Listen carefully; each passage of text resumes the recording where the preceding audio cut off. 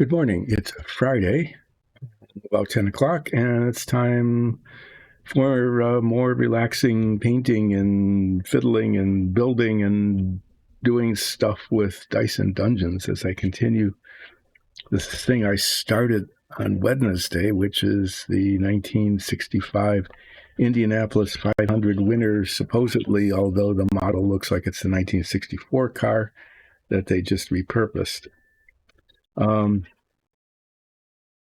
Yeah, so I'm going to be fiddling with parts today, trying to see how some of this stuff is supposed to fit together, because it's not altogether clear how some of these things are supposed to work. So I'll be referring to the instructions and then back to the parts and test fittings and stuff, and so on before I start painting. But I am going to do some painting today. I'm going to paint the wheels. I do believe I can do that. And maybe some of the engine block and engine accessories, because these bits here and here that I took off the sprues and cleaned up on Wednesday and primed, and they're primed now so that they should be ready to be painted. It's a little bit confusing. There's painting instructions that come with this, even though everything is covered in chrome plating. Everything is covered in chrome plating. It still comes with painting instructions. For example, it says the engine block is supposed to be painted blue. Now, I looked at all sorts of pictures online of the actual car, and none of them show the inside of the engine well, so I don't know if it's really supposed to be blue or not. And if so, not the whole thing. I mean, the headers were definitely not blue, and the cam drives and stuff, so I'm not really sure what to make of that. It's interesting that the wheels are actually supposed to be kind of painted a dark silver color. So the painting instructions back in the day say mix black and silver in equal proportions to make it darker. I don't need to do that because I've got the darker metallic paint now. The part that's confusing me, though, is this. This looks like this is an important part of the car. This is the screen that's, I think, supposed to go in here somewhere, but it's not on the instruction set anywhere. I've been looking through it. I thought I was going to have to fabricate one of these, but it looks like it came with the car, and it's supposed to go here. Okay, just inside the nose, but I don't see where it goes. So I'm going to do some test fitting to see how that's supposed to work. Yeah, so I'm going to take this part off the sprue so that I can test fit it with this, and then this is supposed to go in the nose somewhere. All the steering mechanism is attached here, is attached to the front of the car. The front wheels are supposed to turn somehow. Let's see if that actually works. But I'm going to figure this out first because it has me baffled a little bit. Oh, my chat screen didn't come up. I thought I checked things out ahead of time, but I obviously didn't.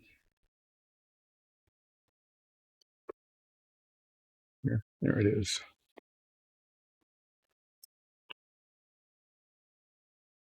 We had storms come through last night. We were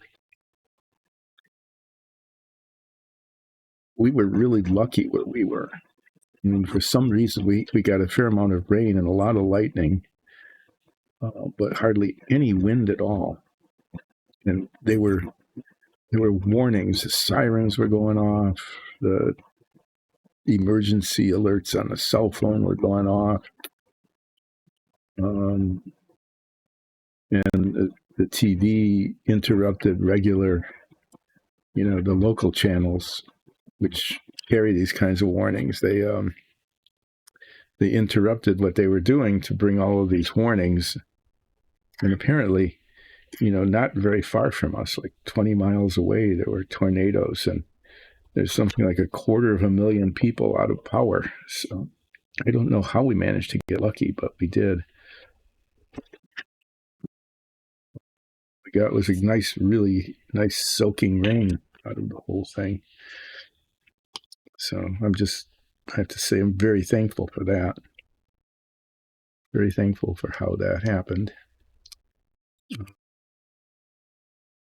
These parts really don't fit very well together. These little pins, there we go. That's how they're supposed to go. And this somehow,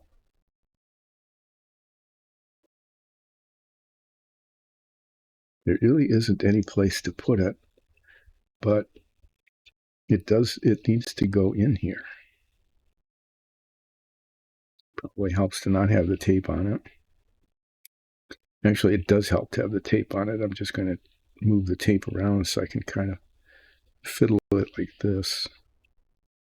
I'm really glad to see this part because the screen is an important part of the filtration system of the car. It keeps the air that cools the coolers.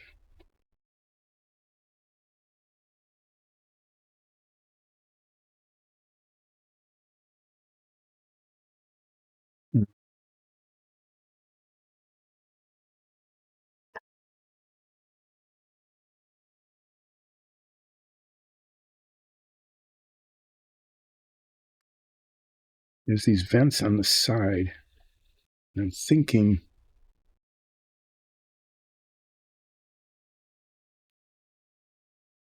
it doesn't really fit that well.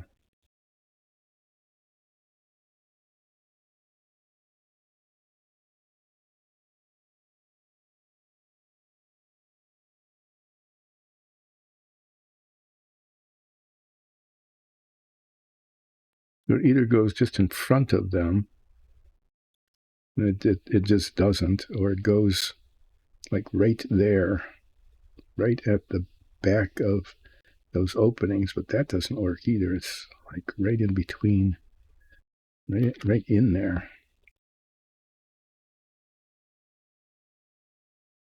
I think I'm going to cement it there, unless I can find it on the instructions somewhere. I think I'm going to put it just behind those openings so that it's visible through the side openings and through the front. But I'm pretty sure that this is what it's intended to be, is that screen on the inside of the nose for the airflow. Let me go over these. I've gone over these instructions 3 times already, and I do not see where this goes. It fits here.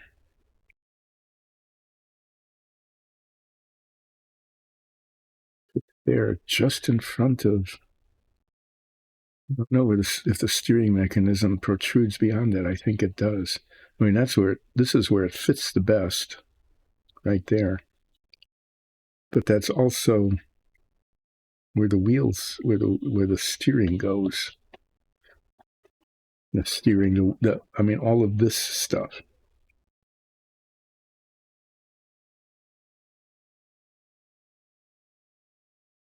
Steering column, the upper arm.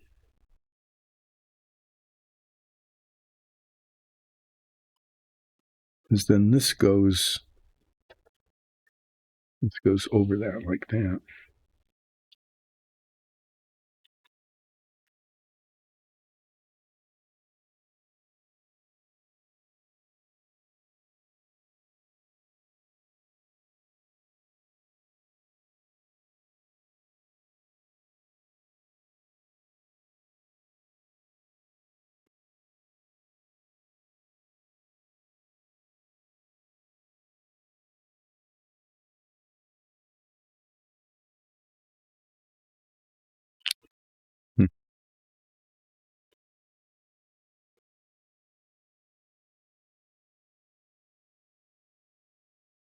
Okay, well,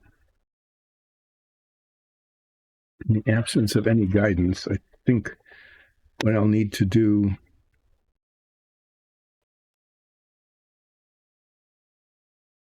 is put the whole front suspension together and then see if there's an opening in the very, very front for this to go here, or whether it needs to go somehow in the nose of the vehicle.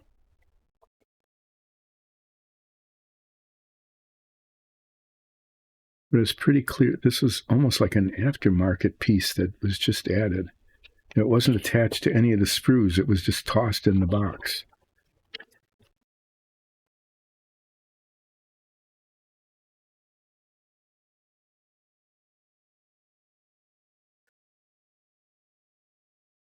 Yeah, I don't know. It's just it's something that I'll need to work on. I am going to paint it though to make it look like the screen. Um, I'm going to paint it like aluminum, and then I'm going to wash it with a dark gray wash, and I think that will look better than if I painted it black and then tried to dry brush the silver over it, because it's supposed to be kind of dark. You know, it's the metallic screen part.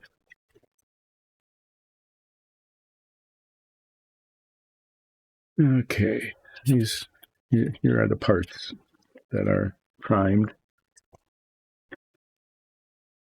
People keep calling all morning. This looks a lot better with primer on it than it does with the chrome. I just have to say. And the seams are definitely showing. It's really not healthy.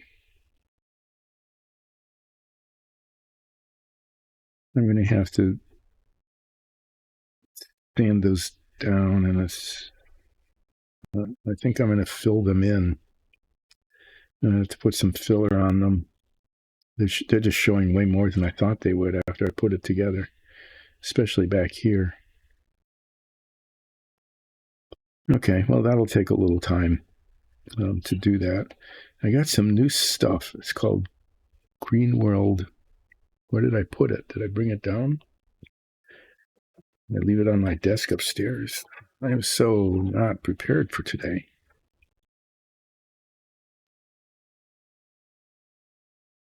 There's a notch.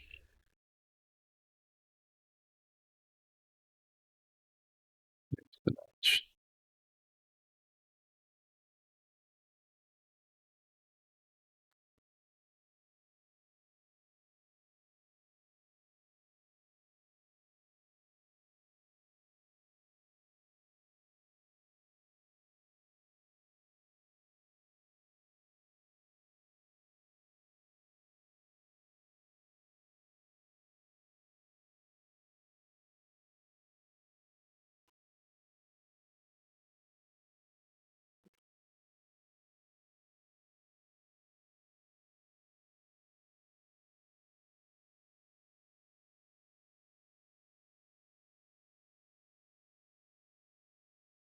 Okay, I can paint those. This I need to do the filler on. It really didn't come together. I mean, it's adhering fine, but the seam all the way down is showing pretty badly.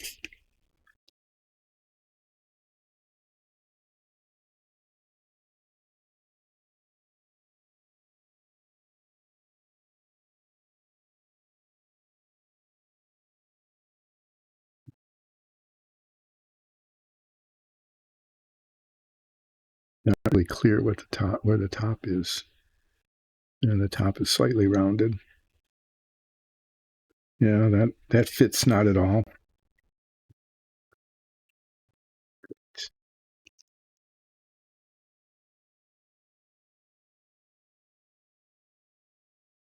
Fit at all.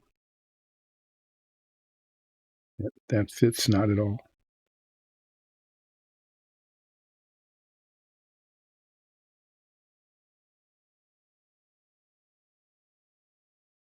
Okay, I messed up on this.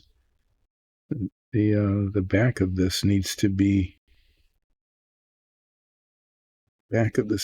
primed as well, because I wasn't anticipating how this put together, and it shows.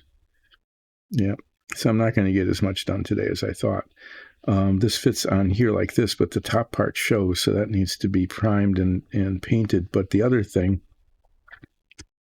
is, look at this. The nemesis of all models is it's got these stupid little circles on it. Stupid little circles that need to be filled in and sanded. Okay, I need to get the filler at some point. I'll do that a little bit later. I'll take a break and do that. But I'm going to work on the wheels.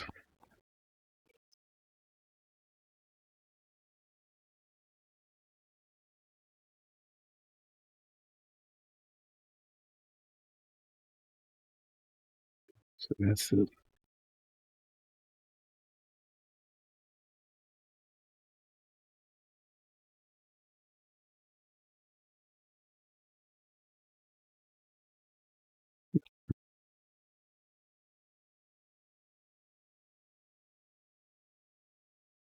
I need some sticks.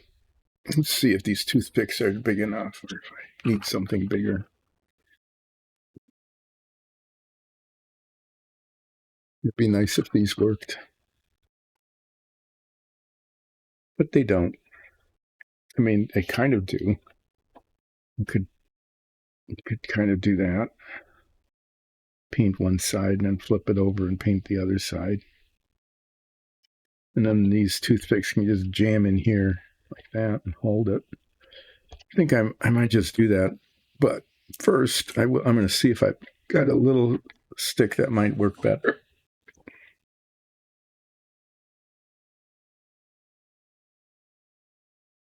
Looking for sticks.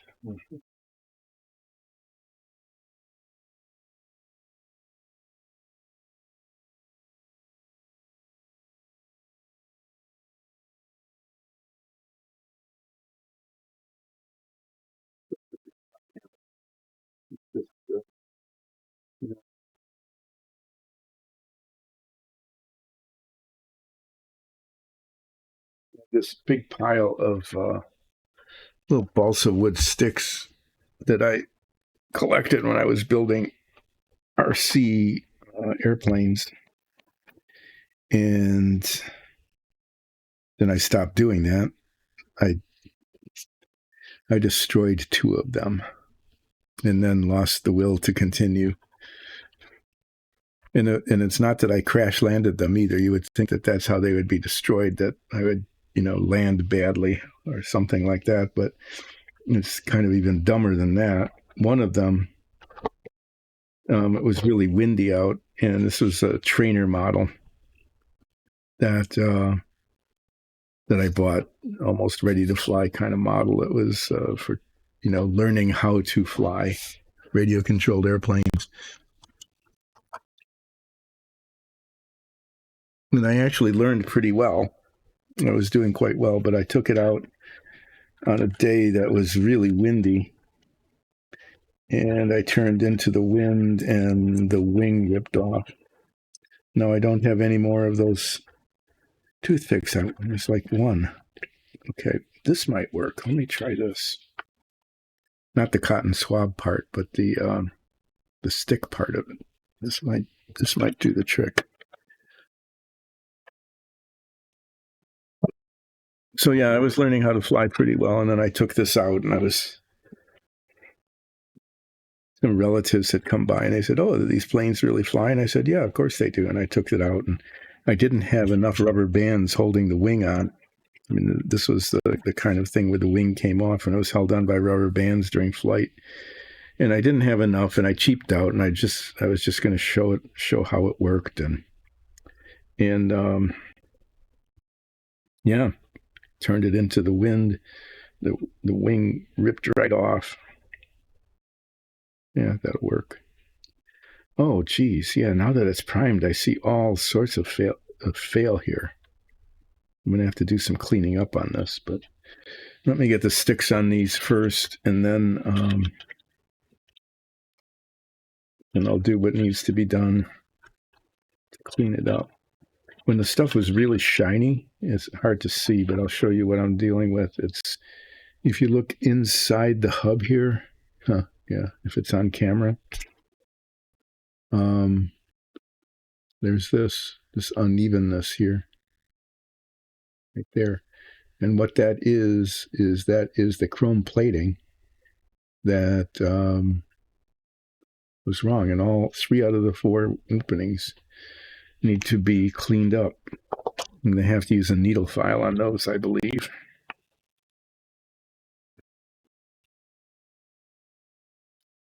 Yeah. I'm guessing that this one's not too bad.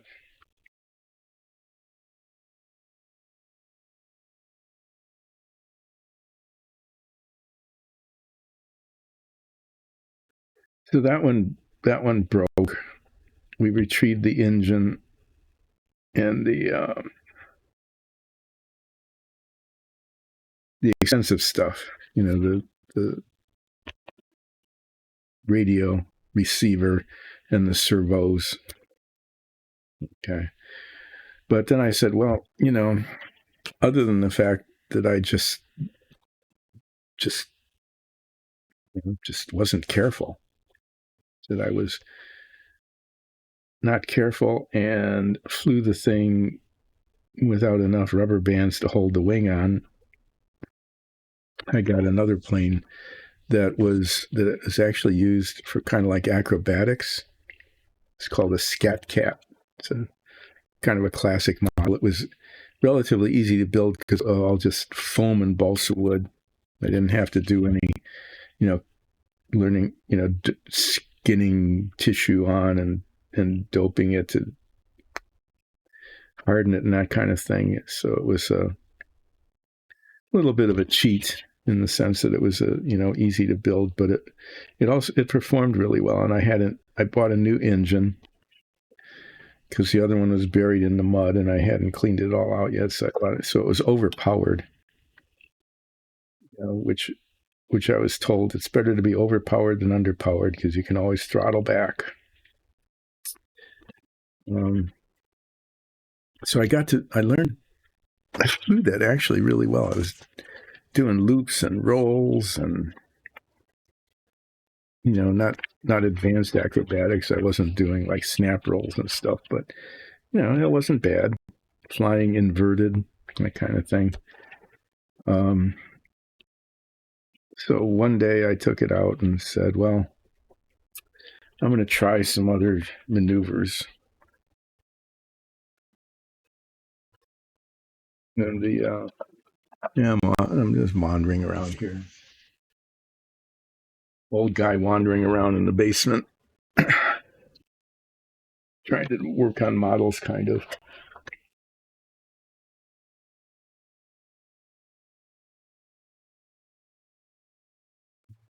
Getting needle files. I've got a round one, and I've got a triangle.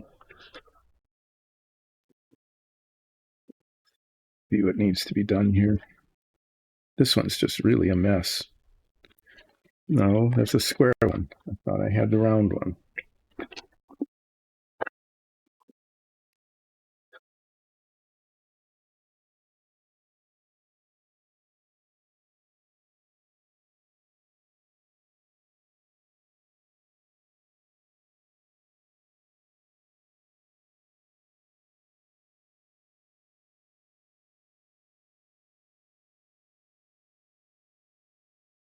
Yeah.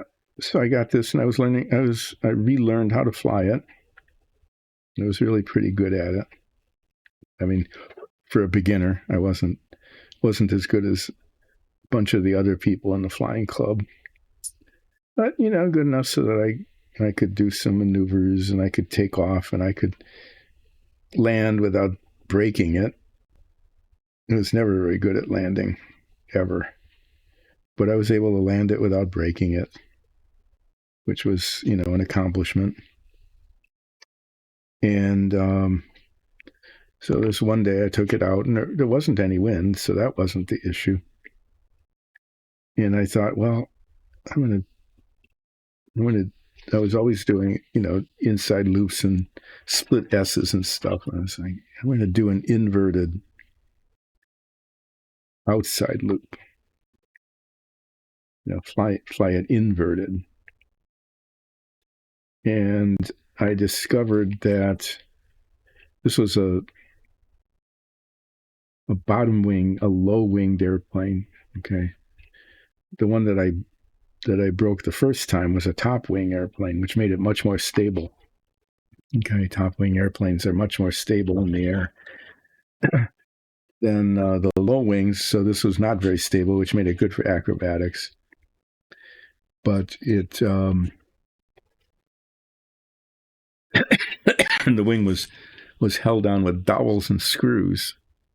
Okay, it seemed pretty sturdy because there was the wing came off for transport, so it had dowels that slid into the front of the plane like that, and then there in the back of the wing there were screws that screwed on. So I didn't really think too much of it when I decided to do an outside loop. I should have, because it tore the wing off. I did it again. I tore the wing off a plane. So I was doing the loop and it went up to the top. And as it went up to the top, the wing just kind of fluttered off and the rest of it completed the loop and buried nose first into the ground. I was able to retrieve the engine and the electronics again. But the rest of it there was just a lot of splinters. It was just trash. So then I bought another one, and I thought, well, I enjoyed the Scat Cat. This time I'll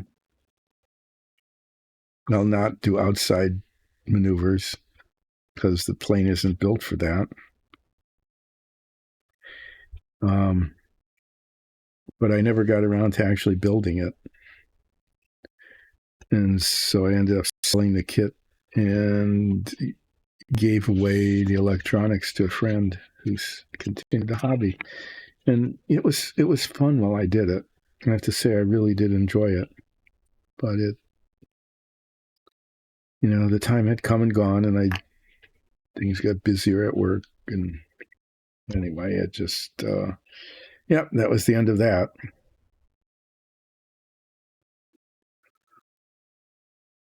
Okay. And these dark aluminum, steel, silver, not duraluminum, not that.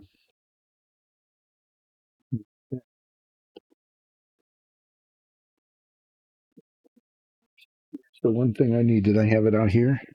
No, that's just plain aluminum. That's the gray wash. So I put things away, and then can't find the one thing I want. Picking up every single jar.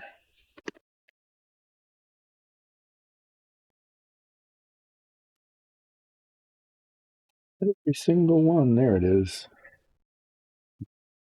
Picked it up twice. Still didn't get it right. Okay, I need a brush that will cover the soft brush that will cover the area that needs to be painted, but also can get into all these little nooks and crannies.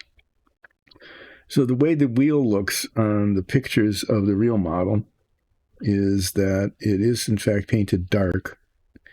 Like the painting instructions say, use a 50-50 blend of silver and black, okay, as opposed to just a pigmented metallic. But the rim of it, this very, very outside rim, is a lighter color. And so I'm actually going to try that.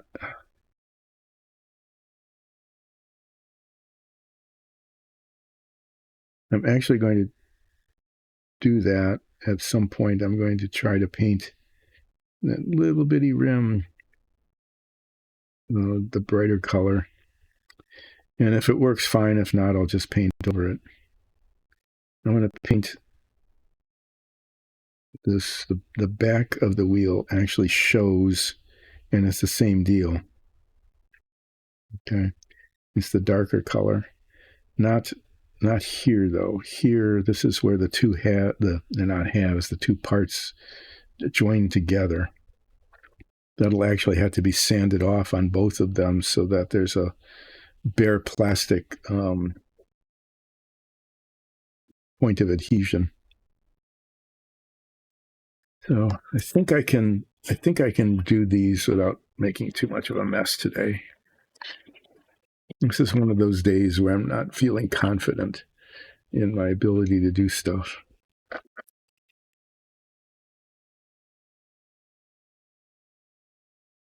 I'm going to paint the heads. Paint those duraluminum. I'll probably paint this bit. I can't paint the block. You can't see what I'm pointing at. I'm going to paint the wheels, paint the heads, paint this, paint that, not paint the block, and not paint this. I need to get filler here and here on these holes and then prime this. And I need to put filler in here, sand it down, and reprime it. So what I will be doing is, this won't take all the time, is after I paint the wheels and the radiator, and the heads, and this, when I'm done painting the stuff I'm painting today, I'm going to move on to the next sections of the instructions.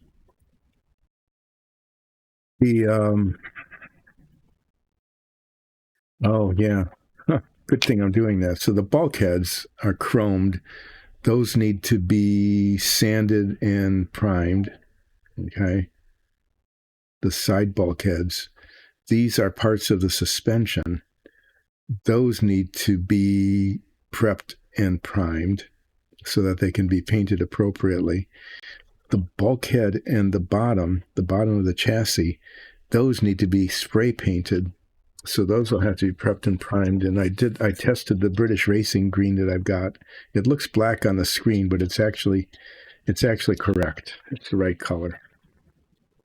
I bought that when I bought this model, which I think is like a million years ago, just a bajillion million years ago. I bought the model and I bought the paint, and the paint is still good. So that was good. I just saved myself like $4 not having to buy new paint.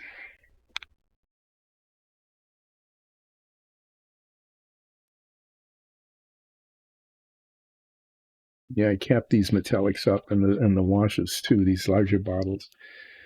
I'm using a paper towel because they spatter.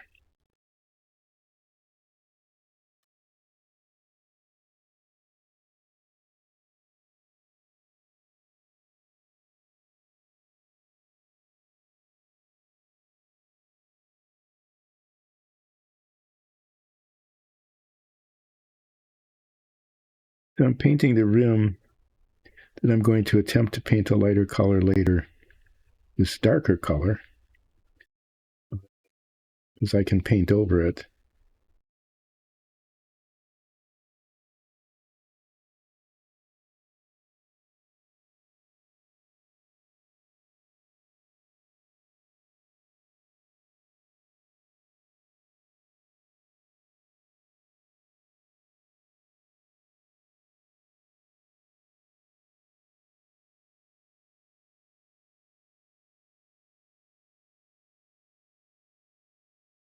I'm beginning to think I need a better light here. I mean, the little ring light in the camera, this on the camera thing is fine, but it's not enough.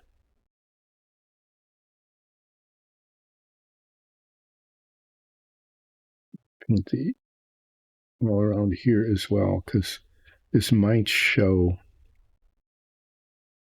despite the tires.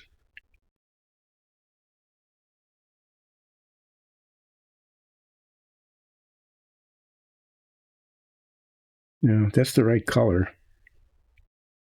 the right color for the wheels, so that's good. The chance it'll need a second coat, not really sure until it dries and I have a chance to look at it. Probably with the head magnifiers.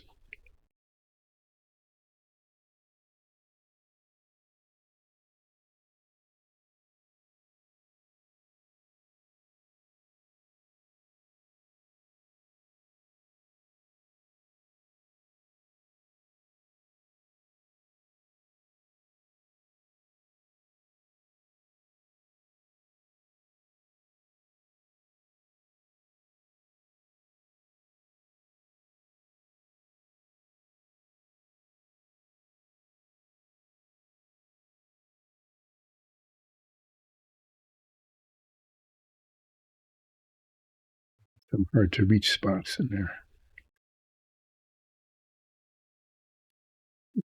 Yeah, rotating it so I can see if I got it all covered, and then I'll check the front to make sure I don't have bubbles.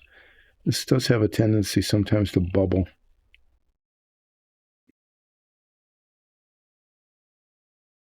It's bubbling right there.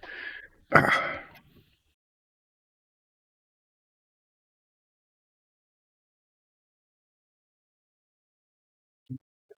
You're not coming out. Come on, go away.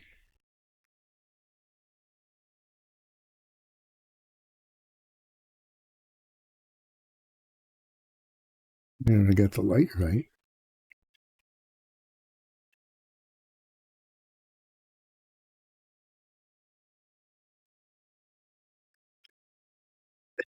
Excuse me.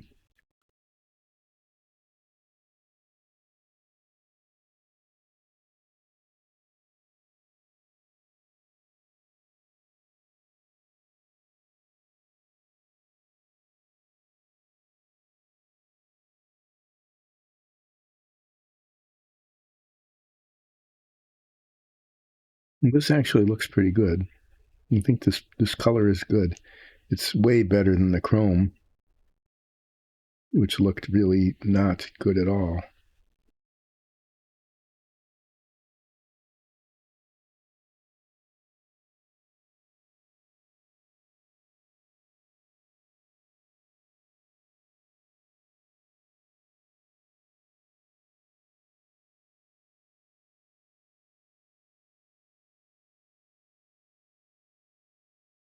So what am I going to do with this? I'm going to take the sticky tack holder thing, just jam it in there like that. There. I'll paint the back first.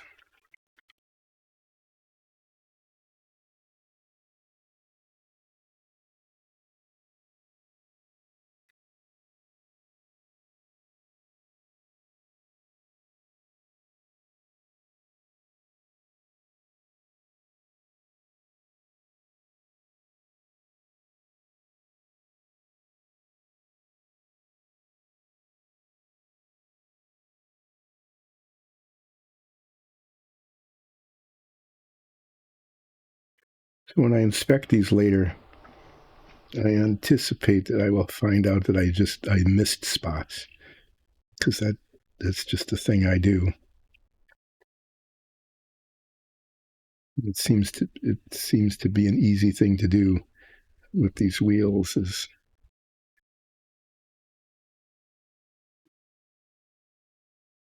to miss spots that needed to be painted that didn't. I found an angle last time.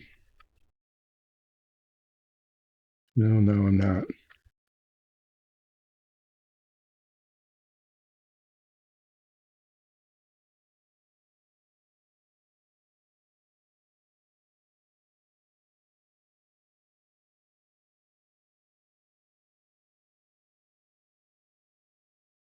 The last time I had it, the other wheel that I just finished, I was able to angle it in the light just right so I could see that the paint was correct and covered everything. And this time I'm not I'm not getting the same angle. I don't understand sometimes. Things change like that, but they do.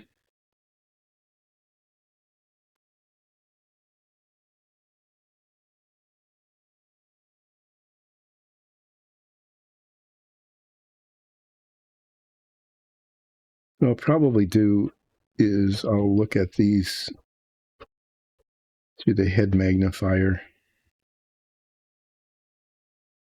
after the paint dries, and they might need a second coat. This doesn't seem to be going on as evenly as it did on the first oil. It might need a second coat, and there's probably going to be spots that might have been missed.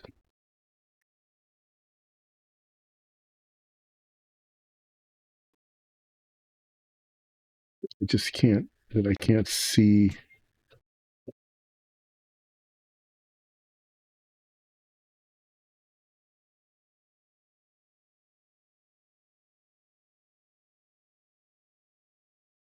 It's pretty good paint. It was designed to be used with an airbrush.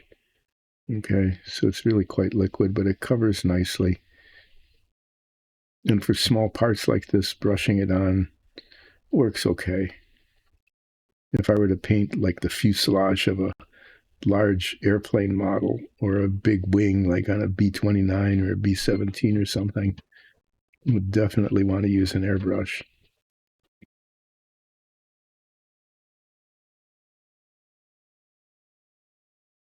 But it's not what I'm doing, so that's not what I'm using. But I've told that story many, many times, so I won't repeat it. We'll just say the conclusion is I am no good at using an airbrush.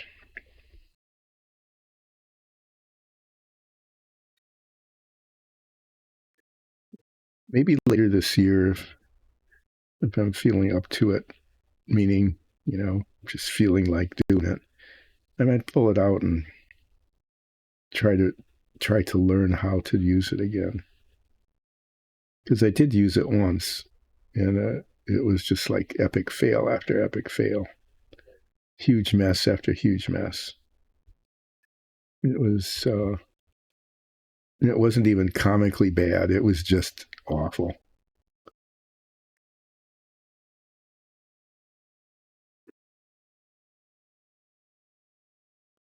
So I've taken the more expensive and less professional approach and am using spray cans. Clean off the brush a bit.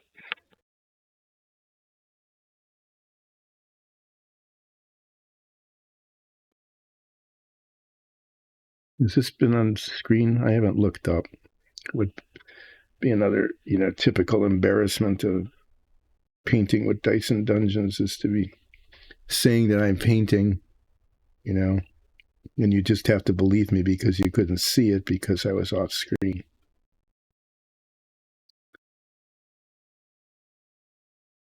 Does that happen with some frequency? Yes. Is it like a regular feature of the stream? Yeah, you could say that. Going on, oh, this painting, this is really delicate. Let me try this and let me try that. And oh, that's working and that isn't. And then I look up and nothing that I'd been doing for the past 10 minutes had been on screen. I guess that's part of the charm of this stream. An old guy messing around with models is, yeah, it's like a blooper show.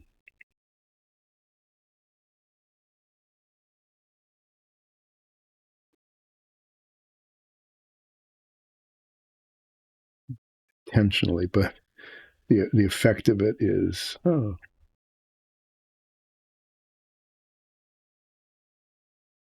I had asked for an oops button that I could push every time oh, jeez, really, thing happened. Don't have that. So every once in a while, I think about, nagging our DM who does all the tech stuff to get me an oops button on the Stream Deck. There would be two oops buttons. One would just be an oops, the other would be a big oops. But sometimes there's a big oops. Most of them are just little oopses. Like I get paint on my finger. I don't know how, because that finger hadn't been anywhere near any of that paint, but it's paint on the finger. And then I touch a piece that has already been painted, and it all needs to be redone. It's kind of a recurring oops. One of the biggest oopses happened off camera, though. I have a coffee mug which is behind me, and I really would like to have some, so I'm going to have to turn around and reach over and get it. But as I was setting up for one stream, that stream started late. It ended up starting late because I knocked over the whole mug of coffee all over the workbench. That was it made a mess, and it took some time to clean up. I probably could have. I probably should have started the stream and let everybody see the mess. I suppose I could have done that. I didn't. I ended up not sharing that particular event. I just talked about it after it happened. But those things, it's just these little things that can happen during the stream that are just add to the what's going to happen next kind of characteristics of this. Bubbles on this one.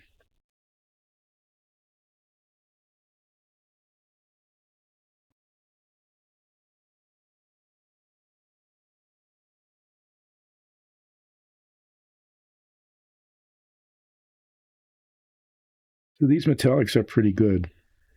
I did build a model a long time ago, and the state-of-the-art metallics then were Flow-Quill, which was a brand mainly made for model railroading.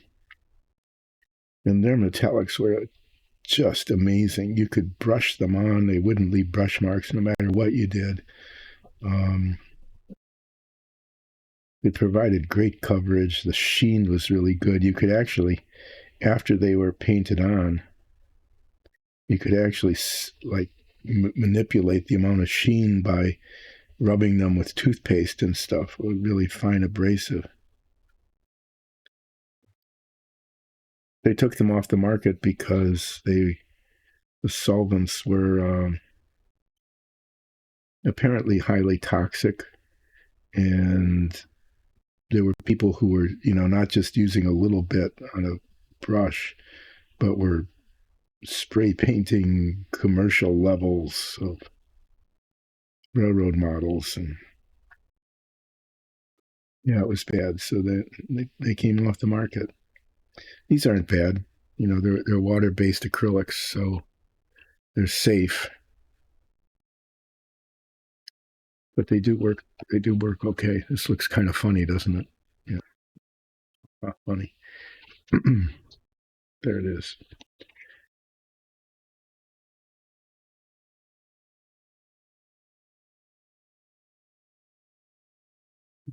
Restirring it, the black pigment tends to separate from the metallic bits, and the metallic bits tend to settle to the bottom of the paint.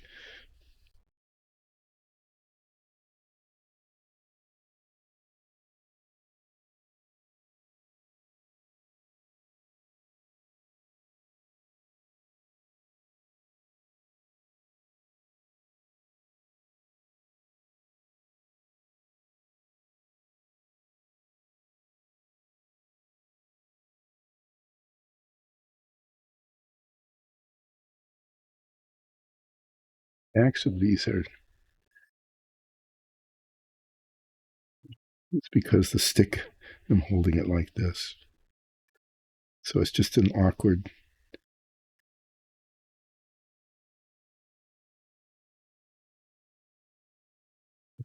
There's some spots that I would have missed if I hadn't kept rotating it.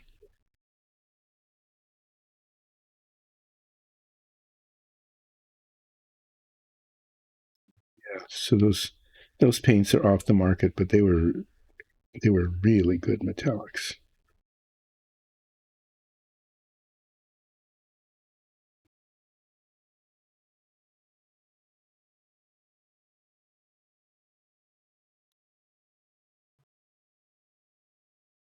When I'm done with this wheel, I'm definitely reaching behind me and getting that cup of coffee.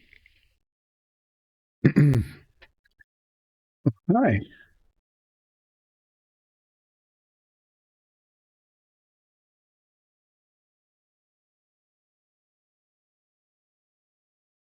Oh, you're really, really welcome. Thanks so much for joining in. I'm glad you saw the D&D campaign. Um, we had most recently, we had kind of an epic battle, and yeah, we sometimes get kind of silly. Yeah, I have to say.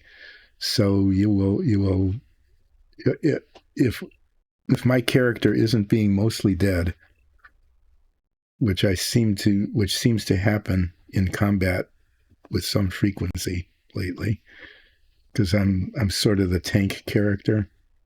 I get to stand up in front and let everybody beat on me while the the bard and the druid cast these spells and win the battle while I'm just sitting there getting beat up. Um, but we have episodes, retail shopping episodes. Those tend to be the most fun because we'll go to a magic shop. Magic shops are always the most fun because we're always the proprietor. We're always annoying the proprietor by rummaging through the discount bin. Every retail place has to have a discount bin. So we started that once, I don't know, like episode 20 or something early on when we went to the first magic shop. Our DM thought, we are going to be really serious and we're going to be looking for rings of strength and, serious magic items, healing potions, that kind of thing. Those aren't sort of magic.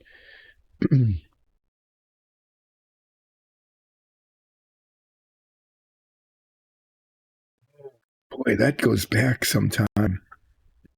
Yeah. Oh God. Yeah. We spent forever trying to get in the League of Thieves, which supposedly doesn't exist, but we always find out that it really does.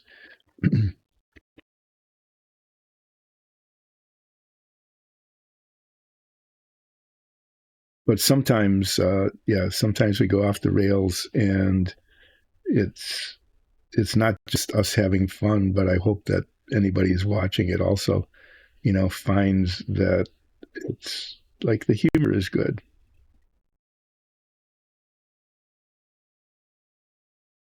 We found the League of Thieves once. It turned out to be a bunch of kids.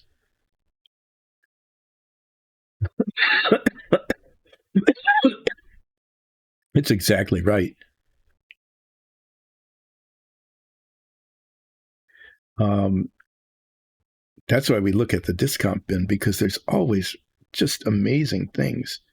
I think Zoria got fart shoes every step.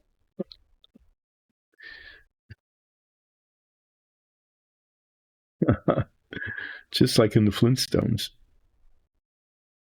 Well, thank you. I'm glad you appreciate it.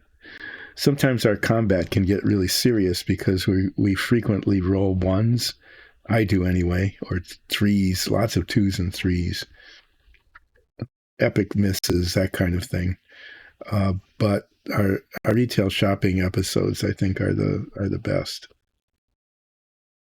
So I'm glad you enjoyed that.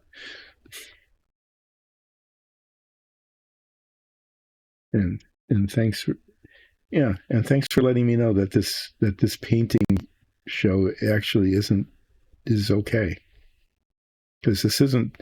I'm not a I'm not a real huge master painter or modeler, but because I'm not, I'm not doing things that are impossible for other people to do. I I do things that are possible to do because otherwise I couldn't do them. So I'm glad that helped, especially painting the minis.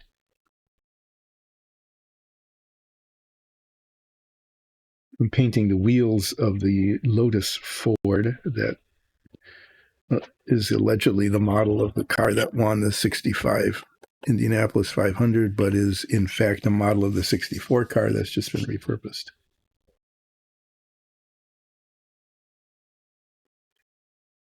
Thanks so much. It's really nice to hear.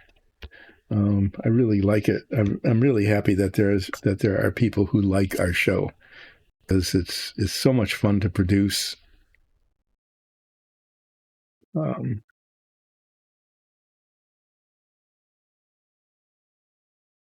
gonna do these. Think think I'm just gonna keep them on the cardboard like that. Okay, I'm gonna take the rest.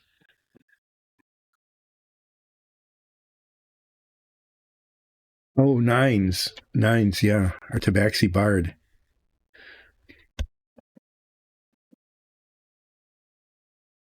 Yeah. Um, well, when Nines talks, you can tell, because the voice his character uses is really shrill.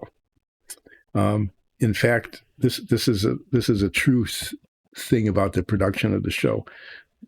There's a filter on this mic, for example, that filters out all the noise except for my voice, pretty much. So, like if I spill something, or if I use this vibrator thing that I just turned on, uh, if the dogs bark upstairs, you can't hear it. Okay, but because it recognizes it as noise as opposed to a voice. Nine's character's voice, the filter recognizes as noise. And so we've actually had to turn the filters off of Nine's microphone. Otherwise, it filters it out. I'm not very good at voices. I can't mimic Nine's very well. I can do Ulseth Ralph's voice most of the time. I remember to do that. And Artemore, I made up a voice for Artemore, my sentient otter companion. But other than that, no, I'm not very good at it. Oh, thank you. I was forgetting it.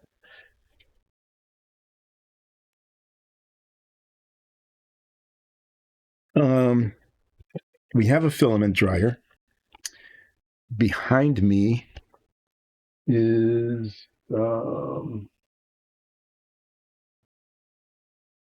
3D printers.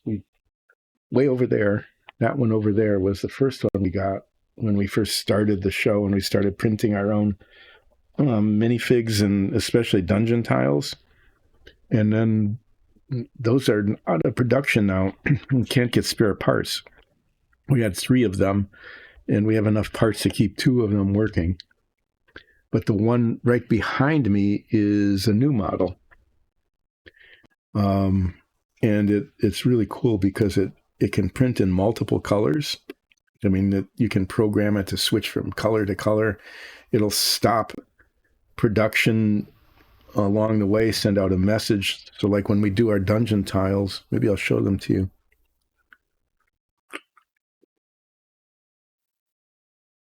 you. But yeah, because we were using PLA, that didn't require a dryer,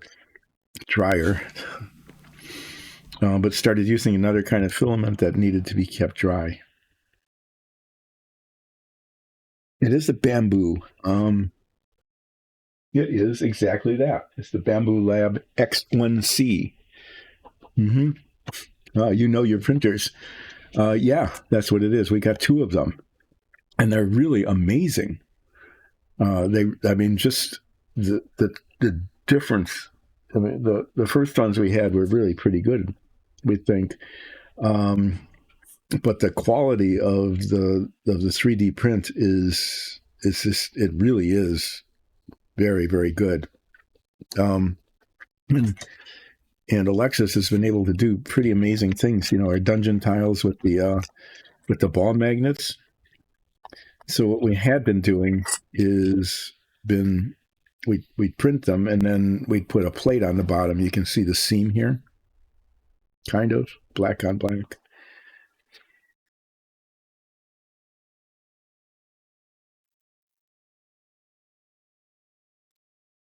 Yeah, yeah,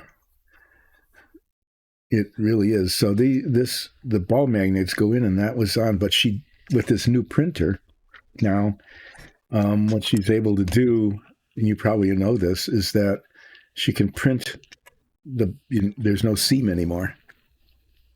So she prints it up to here where the pockets are for the ball magnets. It sends out a signal. The ball magnets drop in. The printing resumes, and it keeps its alignment. I don't know how it does that, but it does. It keeps the alignment, and then prints the rest of it so that the whole thing is totally sealed. Oh yeah, I really should do that. I should do a whole thing just about the dungeon tiles and how they're made and all. Actually, what I need to do is get Alexis in as a guest star just to talk about these things. And she's done some other things too, like the the the doors. Okay, these are version like 1.1 and 1.2 of the doors. They operate on a pin hinge, and the first thing she did was, instead of having to drive the pin hinge through the lintel, and then it was well, I've got one over there. Then we had to epoxy the top on to seal it in. Is she was able to stop the printing, put the pin in, and have it finish, and so the whole thing was sealed. But the thing that was happening is that the filament, the filament would always just dangle here on the bottom. Um, and so she was able to change it so that the lintel was kind of done separately and then put on, so there's no dangly bits anymore. Um, and then sealed across the top. So this whole thing is one. I mean, the door still operates, but it's one solid piece now. And these little dangly bits from the underside don't show up anymore. And he's been able to do the same thing with the windows and the arches. You know, yeah, I'm probably not as old as me, but yeah, I think that would be. I mean, there's why not? Why not show these off? I'm not an expert at it. I mean, I can show what she did. Granted, the production thing value isn't very good, but I can show you what she did and some of the tricks she's learned. But I really need to bring her in. Um, we've actually talked about selling these, so she's trying to get.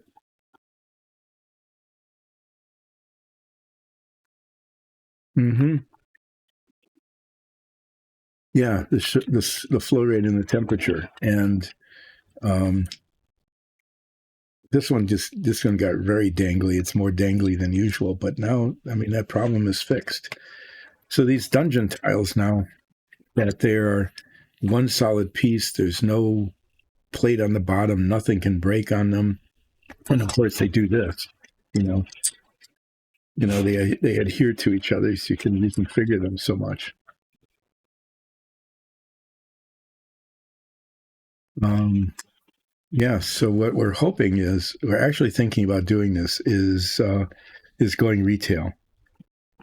and we would, um, produce them in incredibly high quality. I mean, these are really high quality dungeon tiles, and the magnet feature is really pretty cool. Um, they could be unpainted. We could prime them,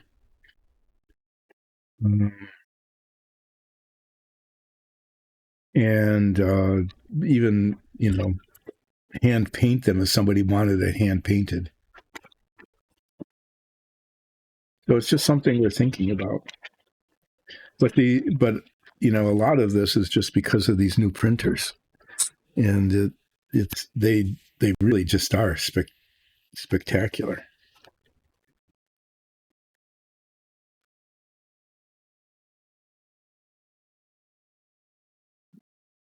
To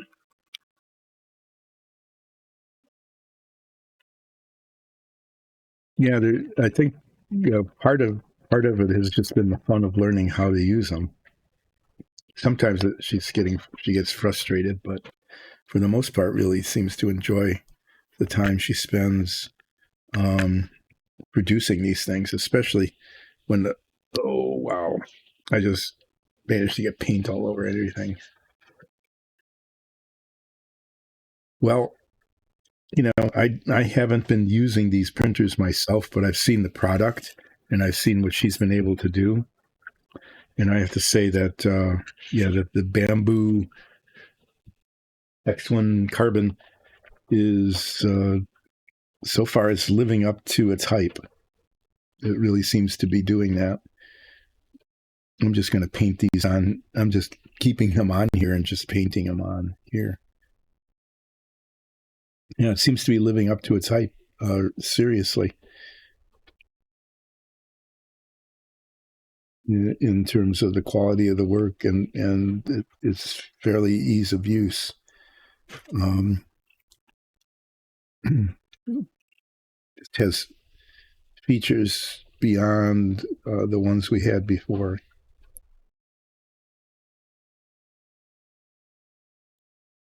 So I think she's pretty happy with the purchase of there.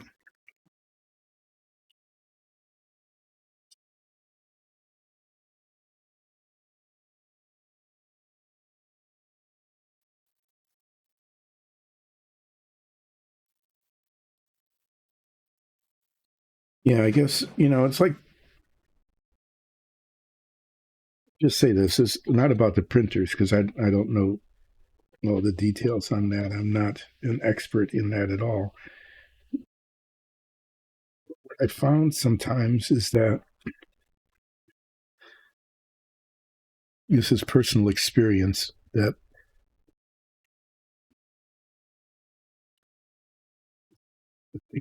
this is personal experience of fishing gear of all things. A new one. Okay, so that's what happens is if you buy something, it's out of date before you even get it delivered. But it's like, well, I'm just starting out. Um, I don't want to invest a lot of money in something that I might not be good at or not enjoy. And so buy, the starter kit, the inexpensive stuff. And sometimes those kits, whatever it is, sometimes they're okay. Like a rock tumbler. Okay, you can buy essentially toy rock tumblers.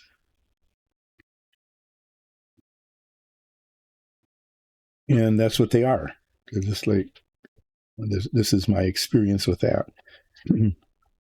Is that they'll take some pieces of lumps of glass or whatever and little bits of pebbles and make them kind of shiny, but they don't hold up, and their capacity is very small, so they're really limited. And then so you try it and you say, well, this isn't all that great.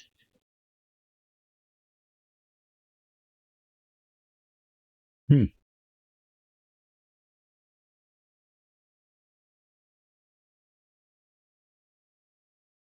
Yeah, that's true. I mean, why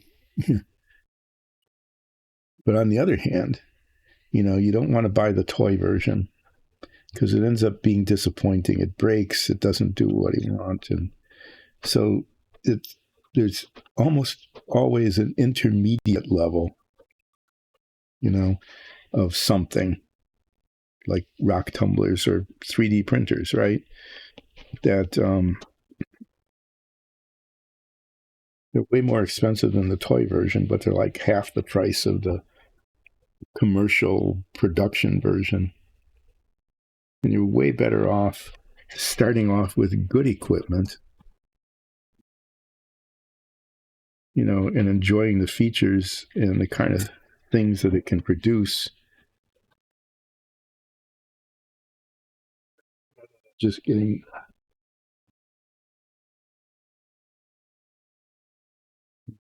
the toy version.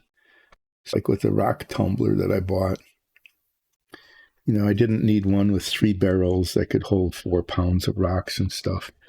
But I also didn't want one that was essentially made by like Hasbro or the equivalent.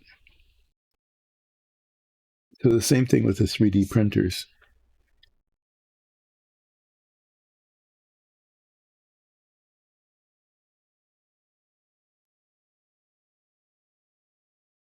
You'll, if you like what you're doing at all with the 3D printer and enjoy it, you're going to want to be able to print in 2 or 3 different colors. You're going to want to be able to, stop the process and assemble things and putting things together. Otherwise, you'll buy something that's very limited, and you'll enjoy it and you'll play with it and make some things, but then you'll find the limitations hit, and it's no good anymore. I mean, it doesn't do the kinds of things you want it to do. And so what do? You have to buy the upgraded version anyway. And then you've got a broken toy on your hands with no resale value. Like, yeah.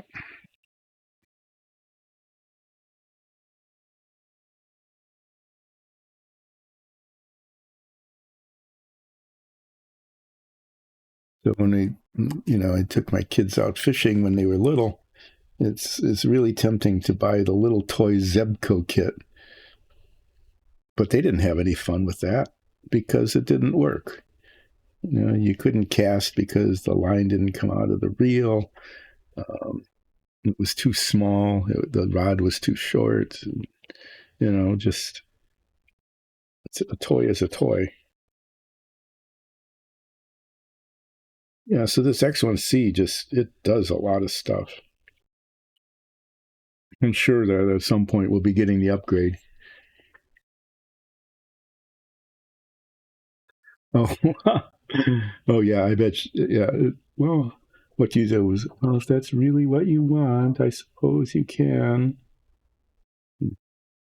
No, the X1C, I don't remember how much it was, but it wasn't anywhere near that. And it just does so much stuff.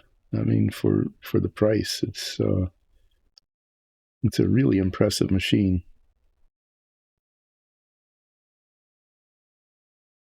Yeah, I think if you can if you decide to go ahead and get one, just based on my limited experience of watching and listening. Yeah, it's just like, well, no. It's if your 5-year-old wants to learn how to do fishing, go out and get, you don't have to get the most expensive graphite and stuff, fiberglass, and a decent reel and rod and lines and things, and learn how to do it right. Yeah, I think it's really it's just frustrating with the toy level things. The entry level model of stuff is just it's not how you want to enter something.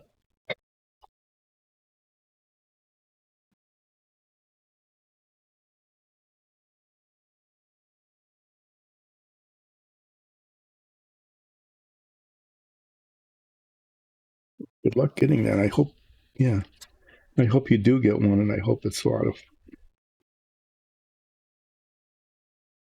Besides, you can actually do practical things with it. It's possible to fabricate things that are useful and not just playful. That's been kind of an impressive thing about these 3D printers as well. One of the very first things that came out of the very first 3D printer, one of those, was ant traps of all things. I was like, well, I found I can make ant traps. Okay, why not? And they worked really well.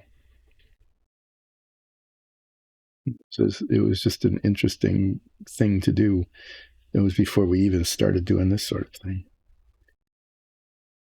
Oh, there are two. Okay, huh.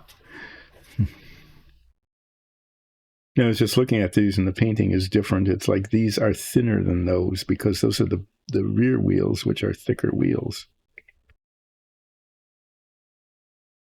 Okay, well, that probably wasn't the best way to do that, but it worked.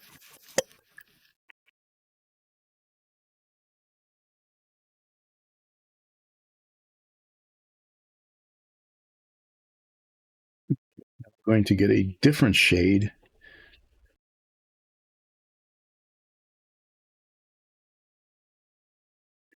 Oh, yeah. See, the 3D printer would be just great for that.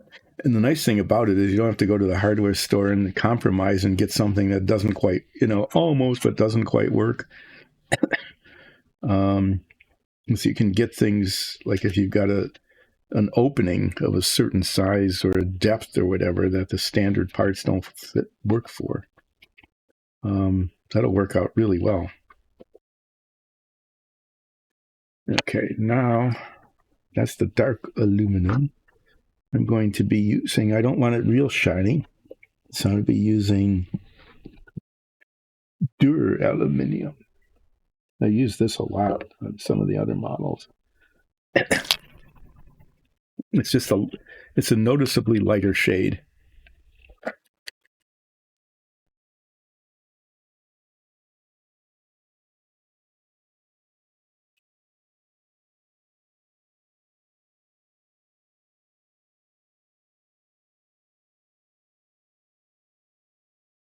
After I paint these bits, the headers and the rear end of the transmission housing,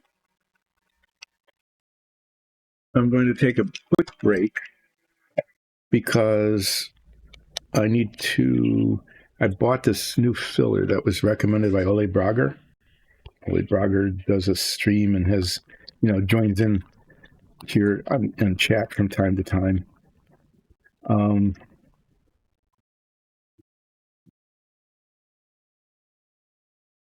I can use the toothpicks on this. Recommend this green stuff putty because I'm struggling with getting good filler for.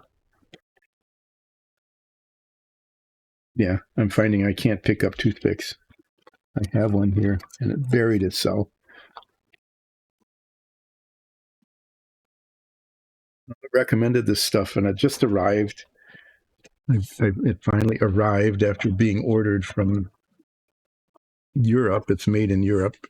Couldn't get it here in the States right away. So it finally arrived and I'm going to use it on the seams on the header here. Saying, what am I doing? What I'm doing is I am making holders for these parts so I can get the paint all around it. And then stick these toothpicks in here.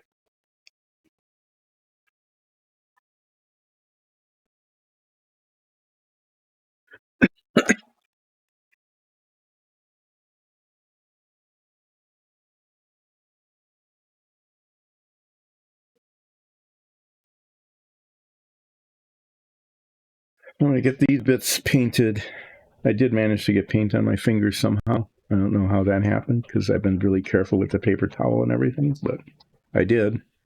Not a surprise. It's just something that I do.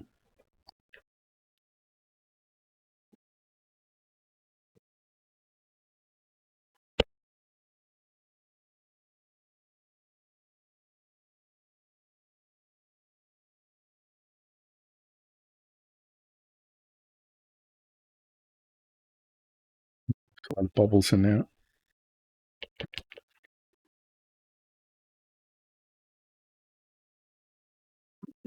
Sometimes these metallics need 2 coats. Sometimes they're just fine after one. I will find out after it dries and I look at it through the head magnifier. So these parts are all chromed. Silly chrome on everything. And the primer is adhering to the chrome pretty well, which is good. And then I'm able to paint them a more authentic color. So it's interesting. They went through all the trouble of chroming all of these parts. And then the model kit has painting instructions pretty much telling you to paint over the chrome. It doesn't tell you, though, that you need to prime it, or else the paint isn't really going to stick to the chrome plating.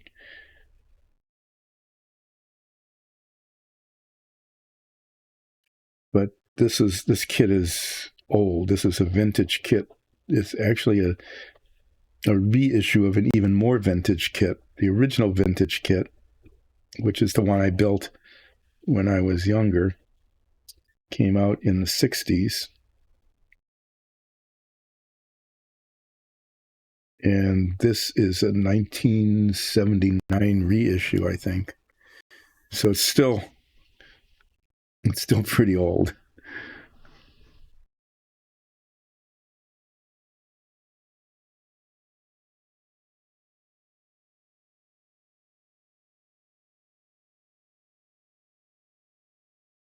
Checking to make sure I didn't miss any places.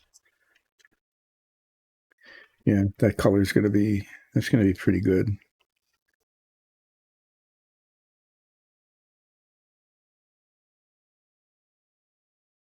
You can see the difference between that and the chrome, which is not authentic at all.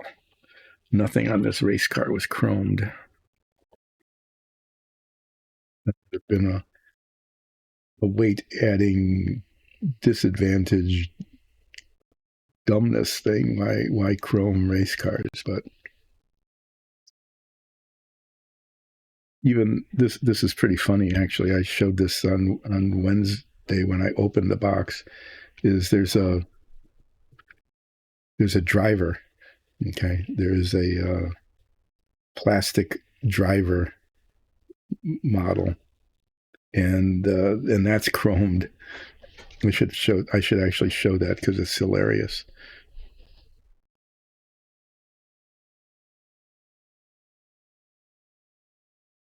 I've actually seen you can buy completed models online. You go on eBay, and it's not just that. Sometimes you can buy vintage model kits like this. That there is still some people collect them, and then they don't build them; they just leave them in their shrink wrap. This one actually had collector value.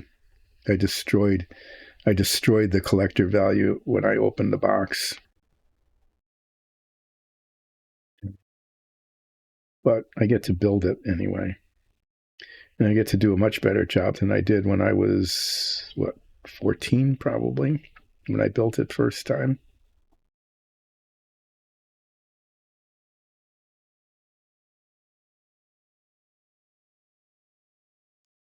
Yeah, so I didn't paint anything back when I built that, the original model. I didn't paint it. I wasn't careful with the glue.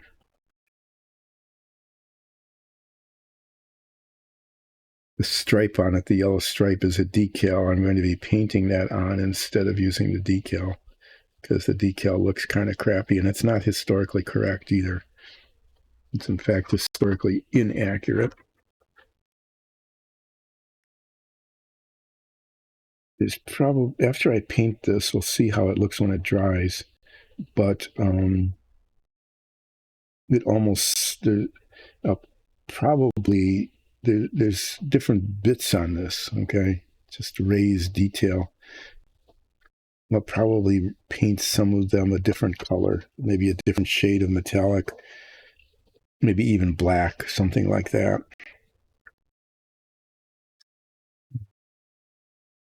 Just to highlight, maybe a little shinier, even. Just a slightly different shade of metallic, just to bring out the detail. And then after it's assembled, there'll probably be some paint touch-up that needs to be done. Let me get this clean, so I don't knock them over.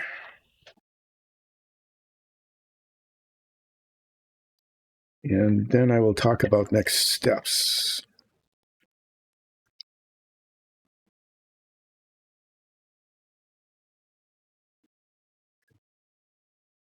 Got some lacquer thinner in this jar. I need a new jar for this solvent. I was using isopropyl alcohol and it wasn't cleaning well enough.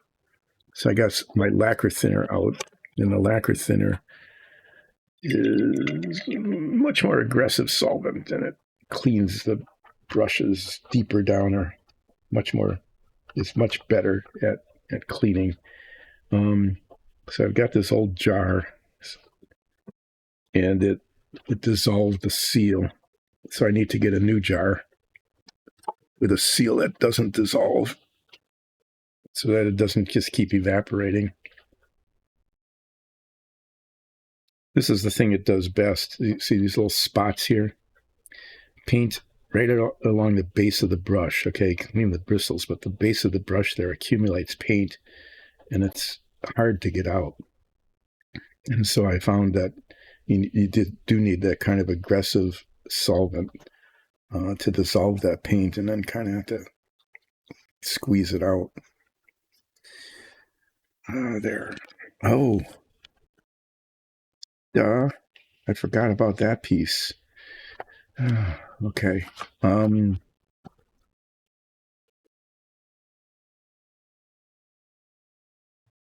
was going to paint that duraluminum as well, so I get to clean this brush again. This is an interesting thing. This I think it's chromed just like the rest, but it wasn't attached to any of the trees, any of the sprue. It's a screen that goes inside the nose of the car. Okay, I don't know if you can see it very well, but it's a screen,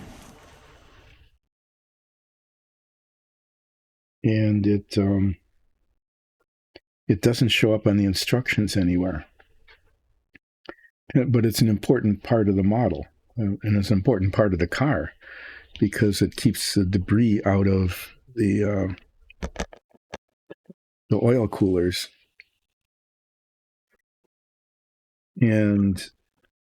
But it doesn't show up on the instructions, and it doesn't really fit inside of the model very well. But I was thinking when I was building this model that it was something I actually thought I would have to fabricate. But then it's in the model, and I just need to figure out later on how to install it. again, because it doesn't show up on the instructions anywhere. And it should go right in front of the front suspension. I'm not sure if there's going to be space for it there, but it's, with a lot of these plastic models, there's modifications that need to be done in order to get the parts to fit. Sometimes they need to be trimmed. Sometimes they need to be filled in, like I'm going to be filling in the cracks in the engine block here after brake.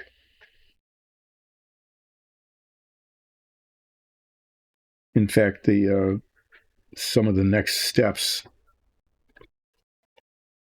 we have these bulkheads in the inside of the bottom of the chassis. These are heavily chromed. That's really not helpful. But they even warn you ahead of time that they might need to be trimmed in order to get them to fit. It is to say, the parts might not work as they are produced. Okay, so after brake, after I do some filling in, I'll be moving on to kind of these next steps in terms of parts. I'll also be pulling the tires out. Those have some work that need to be done on them as well. It's not just the installation of the wheels. There's actually these little rubbery tires, but the rubbery tires have little bits of, you might be able to even see it through the plastic. There's little nubbins sticking out. So they need to be trimmed.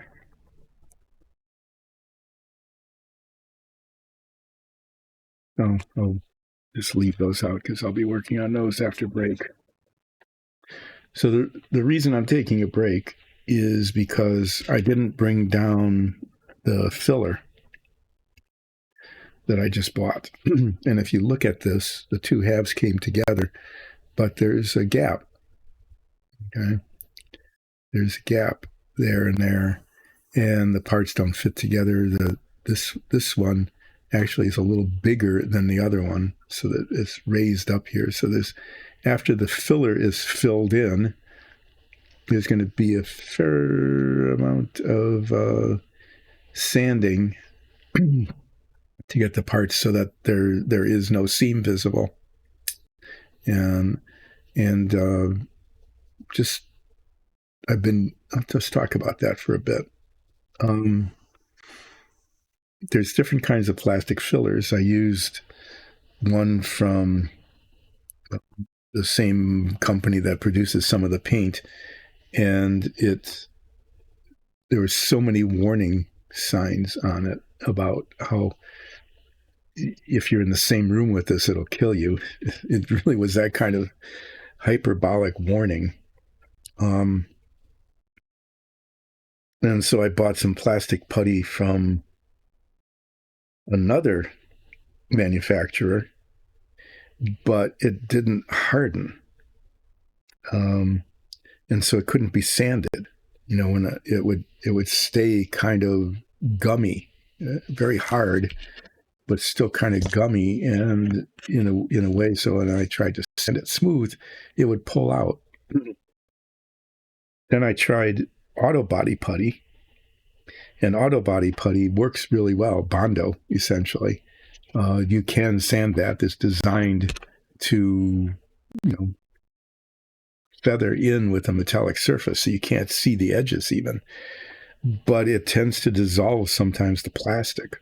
And so the auto body putty would harden and could be sanded, but the dissolved plastic around the edges would be soft, and that didn't work.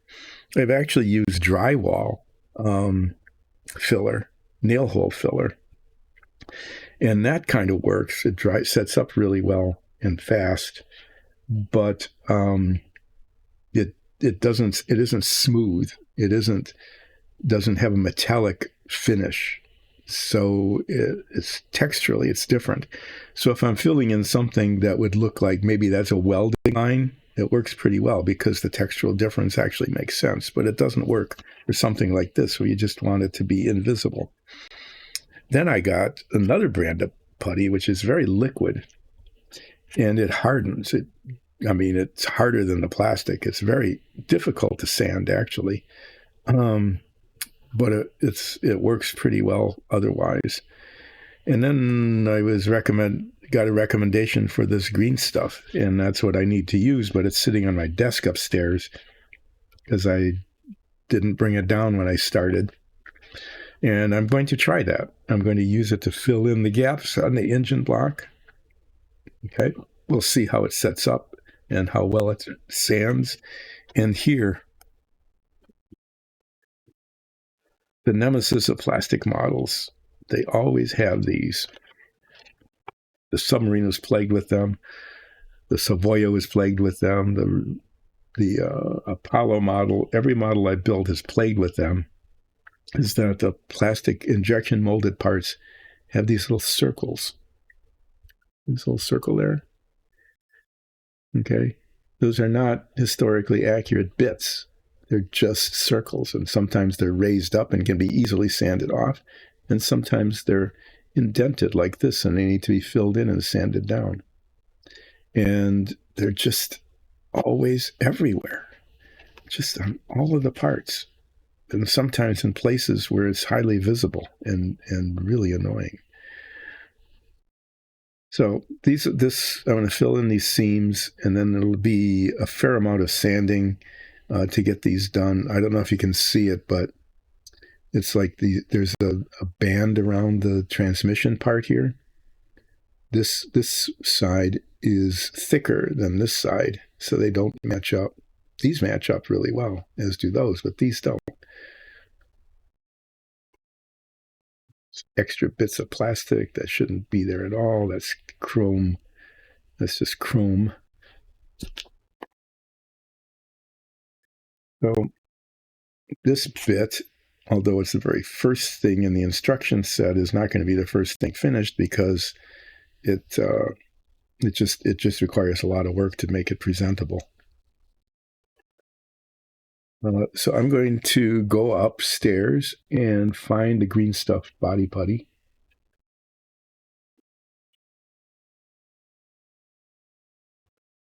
And I'm going to test it out.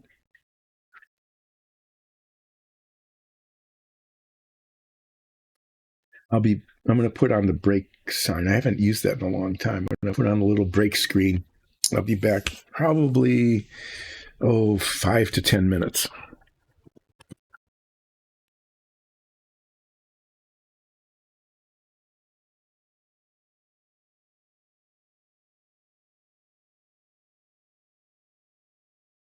I haven't used the brake button in a long time, and it worked. It came back. All right. I did a couple of things on brake. I did get the green putty stuff. It's not opened yet, so I have to mess around with that. And I got a new jar. I got a different jar for my lacquer thinner, brush cleaner. And I was going to do something dramatic. I was going to pour it from the old jar to the new jar here, right on the stream. And then I thought, no, don't do that. Go do it over a sink in case it spills or drops or something. And so I did use the discretion is whatever, 2/3 of the law. Well, what I did was I poured it in over the sink, so I didn't have a mess.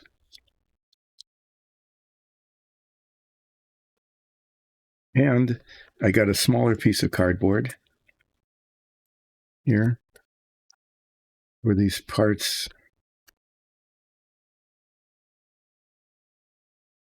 that are just sitting on a piece of tape to be painted or detailed a little bit later. And I'm looking at the clock and I'm thinking, this is another example of how little one can accomplish in a long period of time.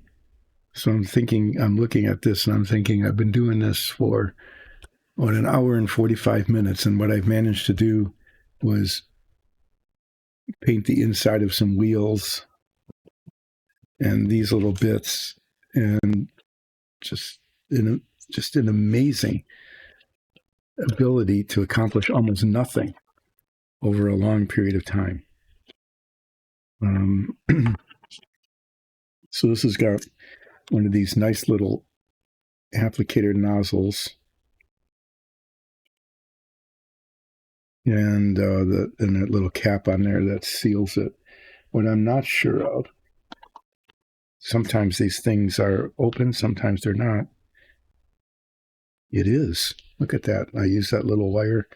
The applicator tip actually doesn't have a little plug in it. Sometimes they do. That's a good sign so far. That I used to have. I remember doing this, on other things, the little metal seal on there. And what I've done in the past is I've just used like a pin, or in this case, I'm going to use a nail and just puncture it. Whoa. Okay.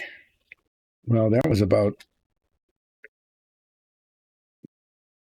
Obviously, there was pressure inside the tube, and it all came oozing out in a major way.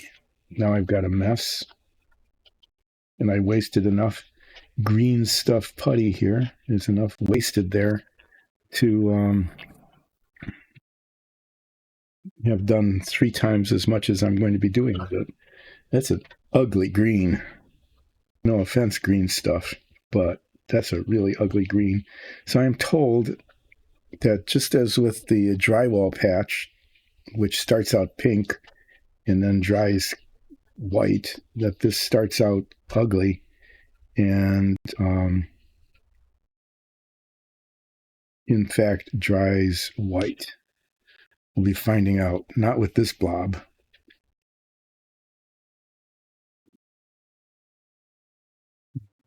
This needs a solvent to come off.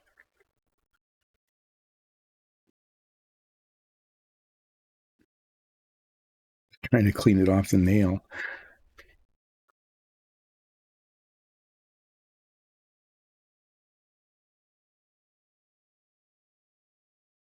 I'm gonna put that in the trash before it becomes a real problem. That was unexpected. I mean, it was a surprise. It's probably not expected in the sense that there probably were.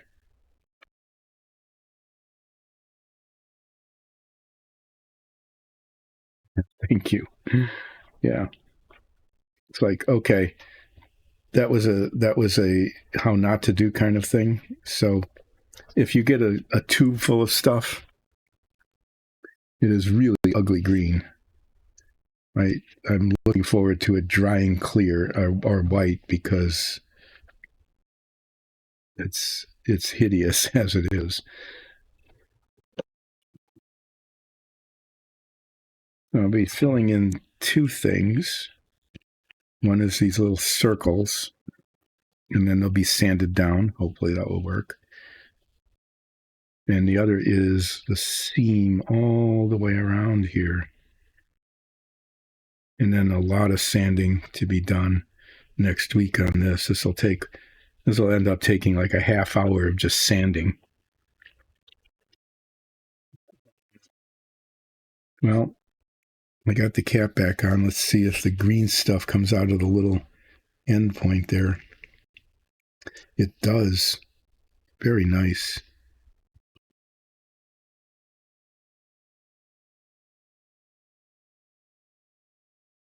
I'm getting way too much on there.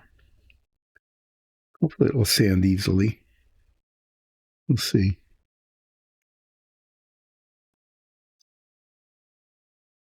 This requires a steady hand, which I don't have, so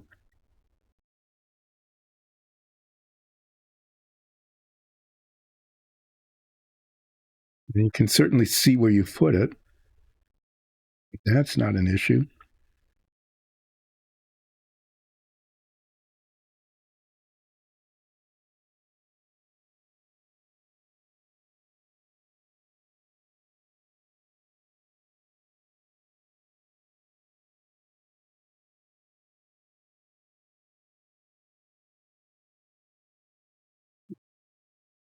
Yeah, it's supposed to set up in like half an hour, so it's supposed to be really fast. Mm, haven't used it before, so we'll see. The, the important part is how easily it sands, and not how easily it sands if it's hard to sand. But the important part is whether it sands smooth, so it has the same texture as the plastic.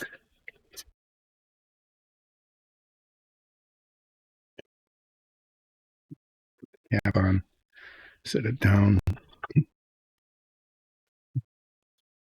figure out how to clean it off my fingers. Managed to get it all. Oh, it just sort of rubs off. I'm going to try some. Where's the isopropyl alcohol? There's a whole gallon. There it is.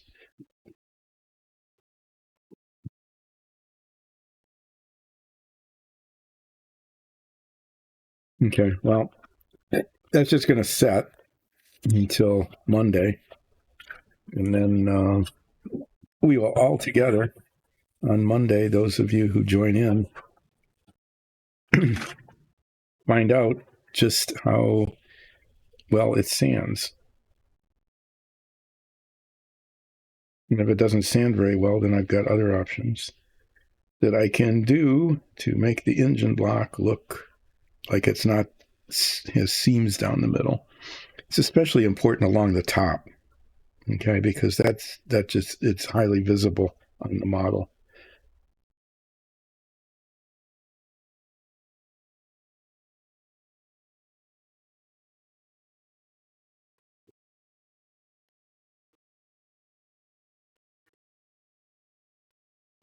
There. Um, well, this paint has dried. Okay. Sorry. Gravity struck. That was not taped down.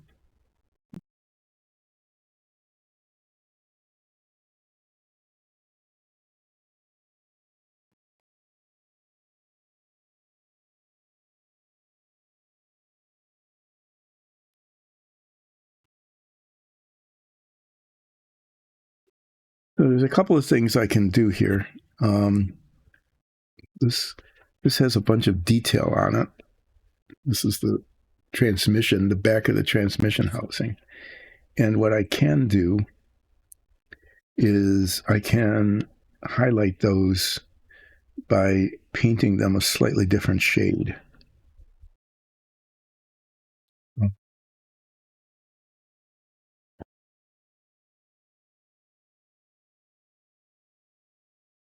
You know, I'm not sure what's authentic or not, but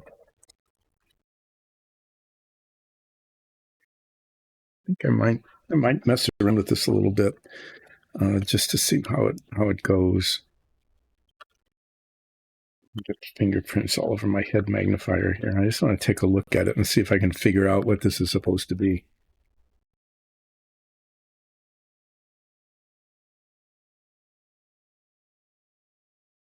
I think that looks pretty good, doesn't it?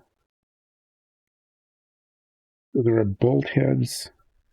Looks like sort of a dial.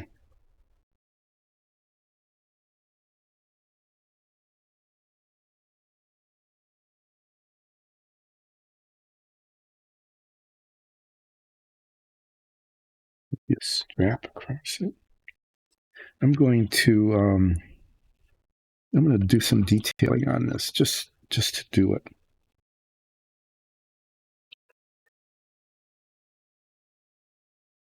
Yeah, I'm going to use the dark aluminum. I still have a bunch of it here. Stir it up with a toothpick.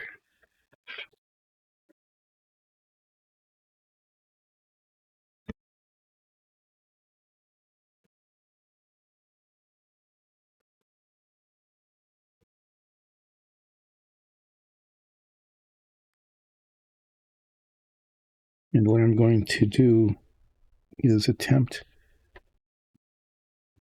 to paint the bolt heads the darker shade.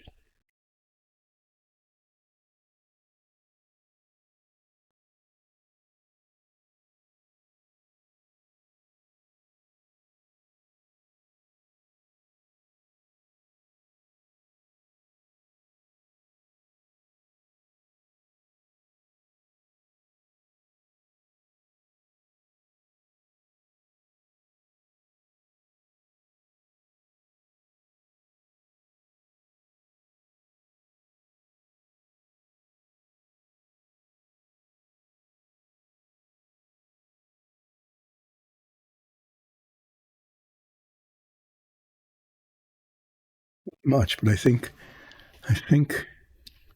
you can see them now a little better because it's a darker color.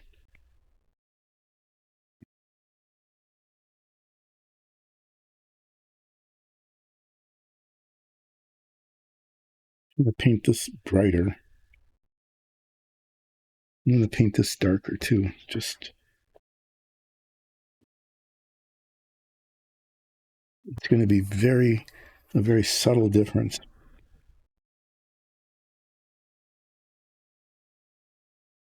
I think it'll look better darker.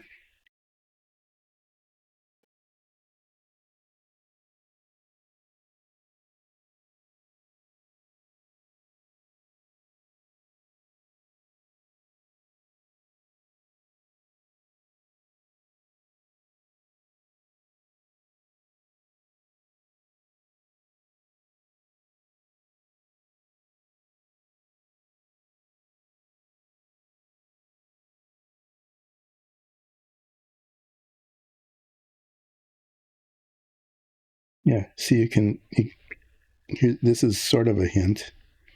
You can tape these pieces to a cardboard and stay maybe. And if they stay put, then you can rotate them around like that.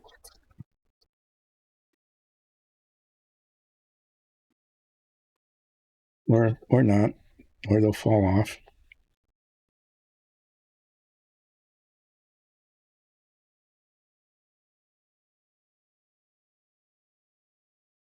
Okay.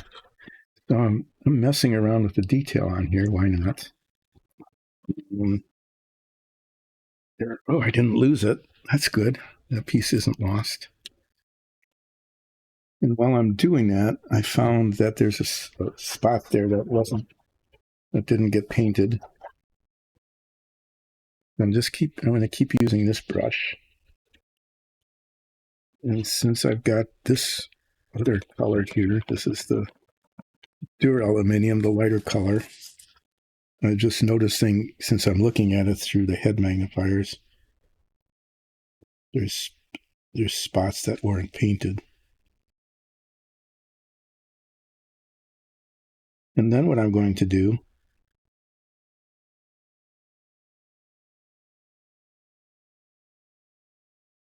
is I'm going to get a much lighter color.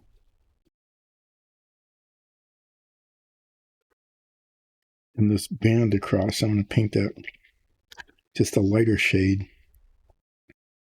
And just to show just different. So you can see the differences in the little things. It doesn't look like it's all just one piece of metal, because it's not. I'm going to use regular aluminum. I'm actually going to use light aluminum.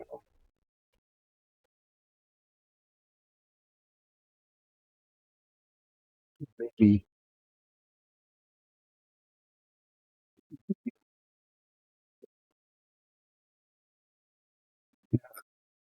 dull. No, it's metallic. I don't want to use dull. I'm going to try this. I haven't used this in a while. I don't know how it's going to look. Hi, Amon.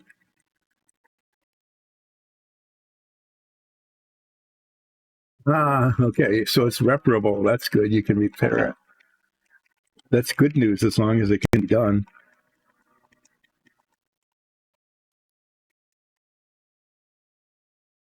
I hope it works. We got lucky. Actually, last night, there were big storms all around us. In fact, south of us, like 20 miles south, there were several tornadoes. Not really big ones, but small tornadoes. And we managed to miss all of that. But we had some power surges. The power didn't go out, but we had flickering, and so a lot of things kind of shut down. The computers the ones that didn't have a UPS on them, just turned off.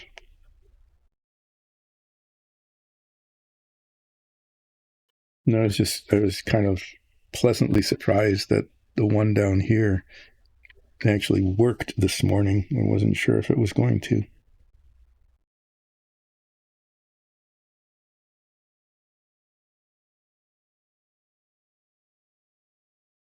These shade differences in the aluminum colors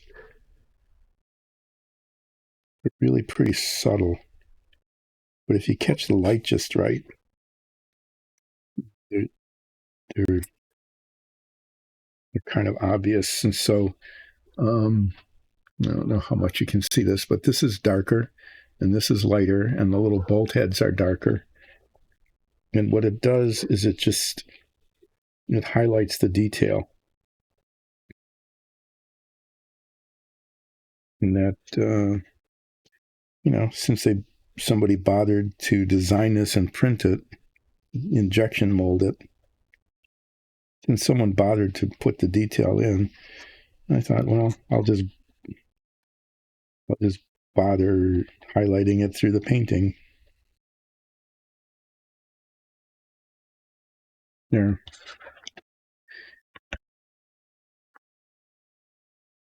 That'll maybe never be seen, maybe. Okay. Did parts have to be replaced? Probably. You probably had to replace some parts with newer ones because you can't, if it's not working. Sometimes what you end up with too, we've had this, is that you get an old motherboard and then you get like a new video card or memory or something, and it isn't compatible anymore. Things keep changing like that. Oh my, okay. Everything. The power supply, everything. Okay. So you're rebuilding your computer in a way. Well, this green putty isn't turning white yet. It's still pretty green. We'll see how it goes over the weekend.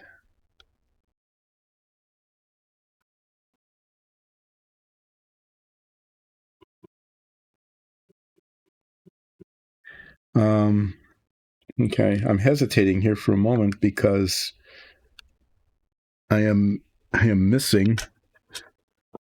I don't know where it went.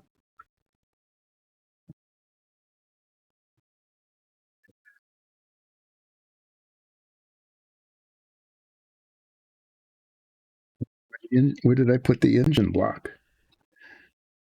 Geez, it fell off. Okay. It's being abused. Or engine block is being abused. I know what I'm going to do.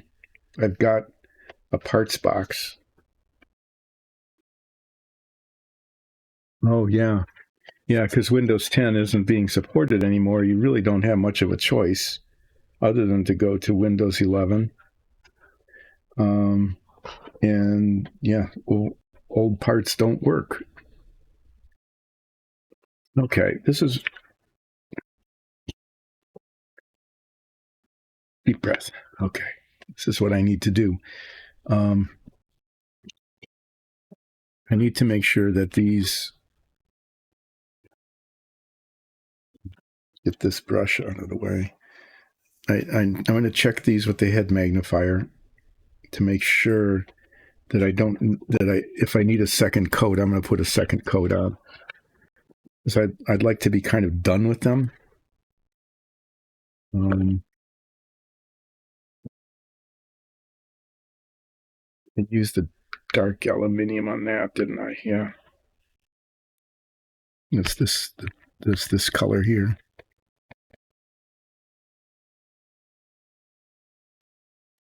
So I'm going to inspect them and touch them up as necessary.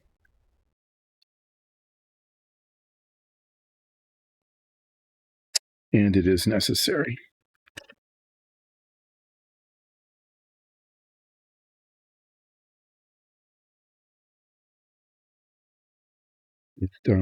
these little corners here didn't get painted.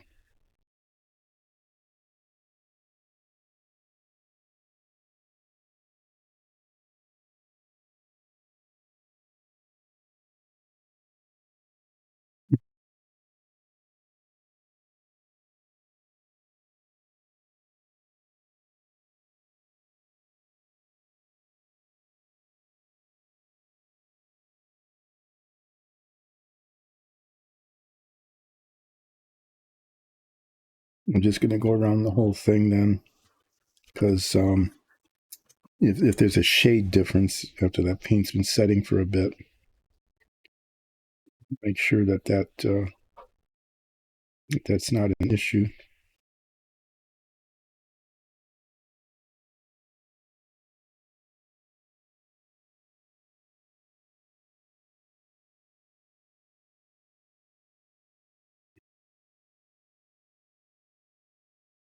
Things so different under the magnification. So if those of you who, you know, just, you're not going to be a professional modeler, you're not going to try to make a living at it or anything, but you'd like your models to look okay. Getting this sort of thing, it's called a head magnifier, but it doesn't magnify your head. Something like this or like it, I would say it's, if you're going to spend money on something, I would say spend it on one of those little saws.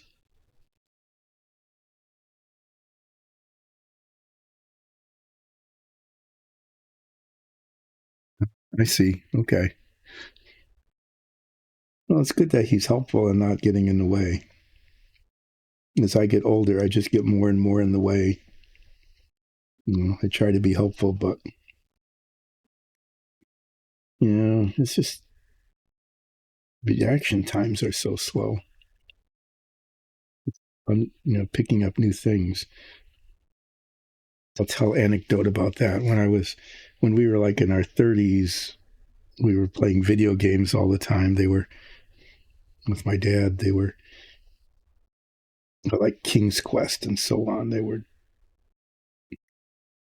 The graphics were incredibly primitive, and it was basically a text-based adventure with a little bit of video involved.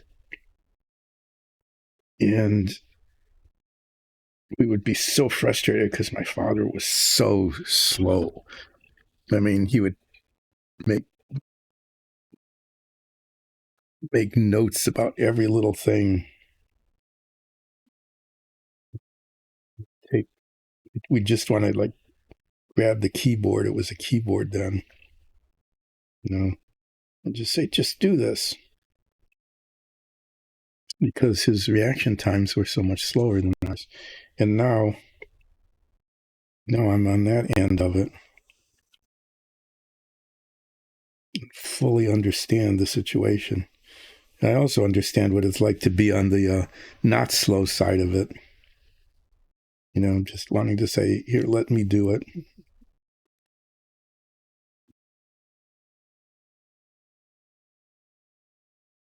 And just having experienced it from the other side, I understand that. But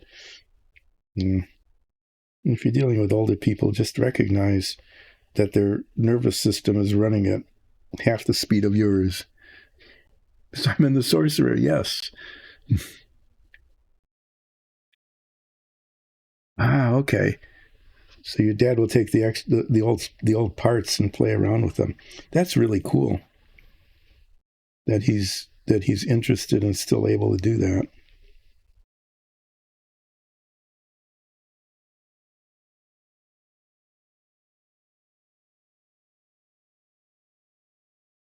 That's kind of a cool thing.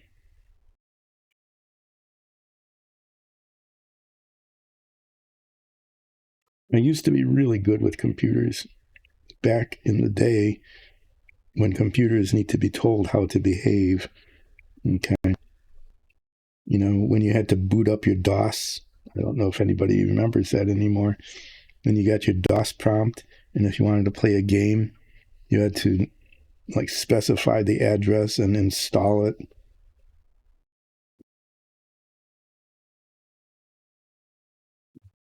Save it to a particular file. Was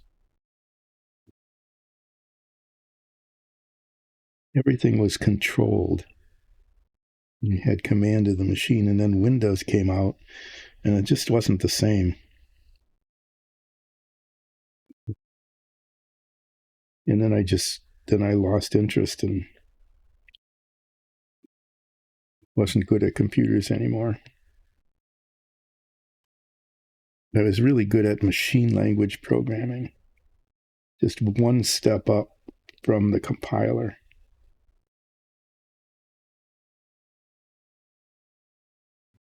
Invented for the place I was doing some work for a place, and I invented all sorts of things to maximize memory, be more efficient in terms of storage, because storage space was a huge premium back in the day.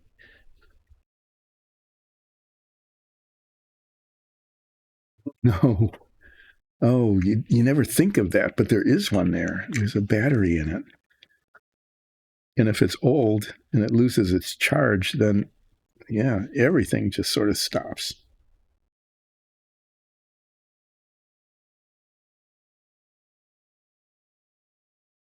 We've got a couple of things like that. We had the thermostat we had before this one, kind of like that. It would stop working. Why? And buried deep inside of it, way deep inside of this thermostat, was a battery, even though it was drawing power, from the tiny little wires in the furnace and everything. If the battery wasn't working, the whole thing wasn't working.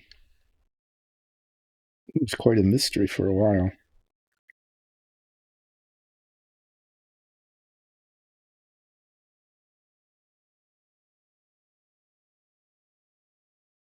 Well, this is a worthwhile thing to do.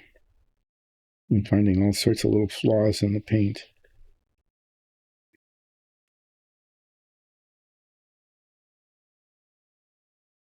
But this is just contributing to how one can spend 3 hours doing something and accomplishing practically nothing. Just if you were to look at what I managed to get done today, like, oh, great, you painted the inside of 4 wheels. That's really not impressive.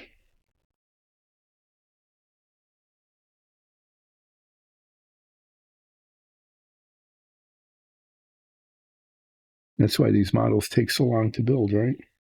It was a lot faster when I was 15 or 14.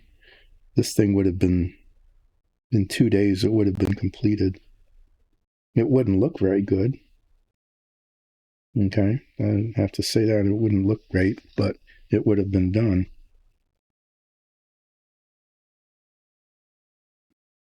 Go back to the very first one, because this one was, I missed some spots on this one that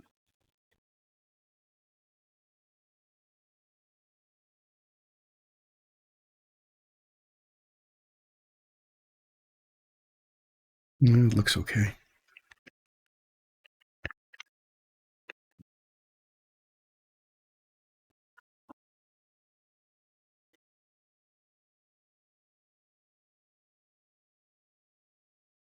It's the same spots in all of them, just the insides of these little corners here.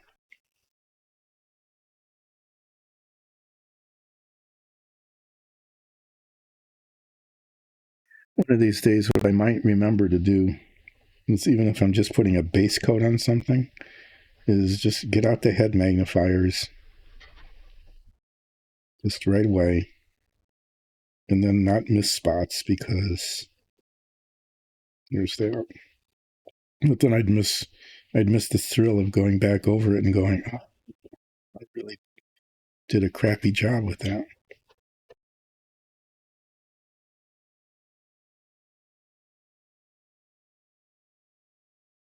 I wouldn't be able to mutter about it and kind of thing.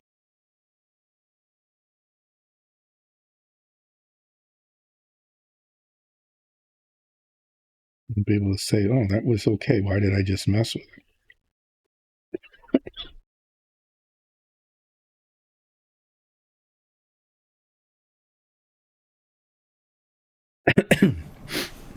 Oh yeah, I can tell it's getting near the end of the stream. I'm getting the starting to get chilled. It's the weirdest thing. The temperature does not change during the stream, but as it goes on, I get colder. And then during the last half hour or so, I feel very chilled, and I start to get drainage and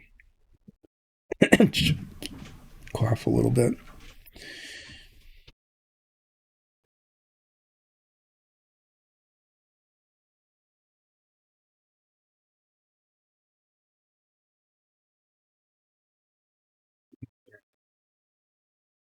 They're better than they were before I touched them up.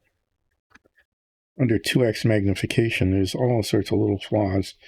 But as I keep reminding everybody, once you're done with your model, make sure that when it's on display, people don't get any closer than 18 inches.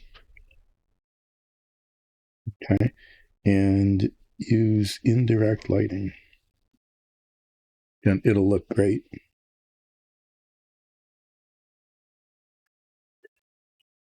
Just going to go around them again.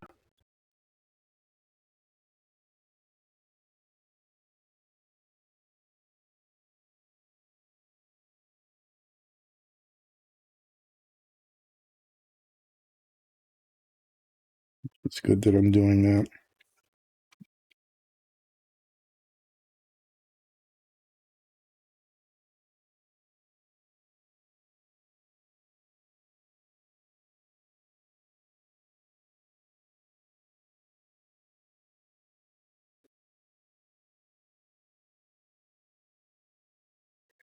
I'm doing this because on that last one, I was seeing some spots that I missed that I think I might have missed on some of these.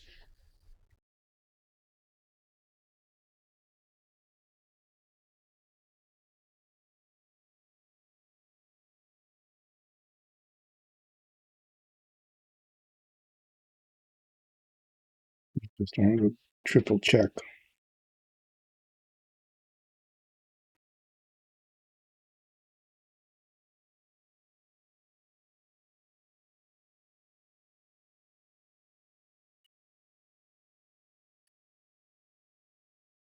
You know, the metallics look pretty good, don't they?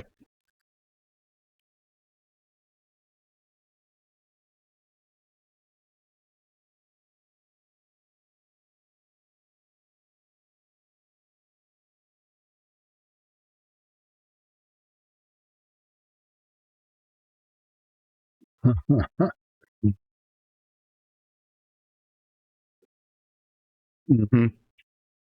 Yeah. You know, a lot of things look so much better at a distance under dim lighting. I wonder if that's why restaurants keep their lights low, so that the food looks better. I'm sorry, that's probably not true. That used to be the case. Restaurants always had really dim lighting, candlelight dinner kinds of things. And maybe they did that instead of fancy presentations. But then, presentation became a big thing, like with gastronomic dining and things like that. And then people put it under bright lights. So, I try to make my models look okay, even under 2x magnification with supplemental lighting. But they really do look a lot better from 18 inches away.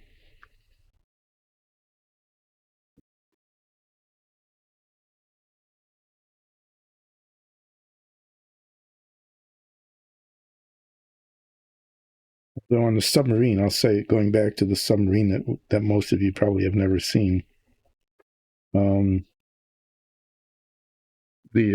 galley, the kitchen, I would like to show that under magnification because it came out really cool.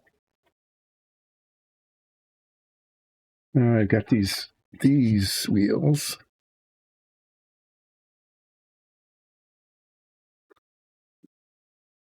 You couldn't see the painting at all. You had to be right.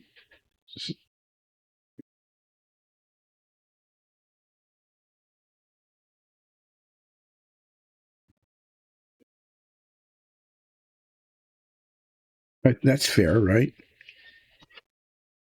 So everybody else just had to imagine how beautiful it was.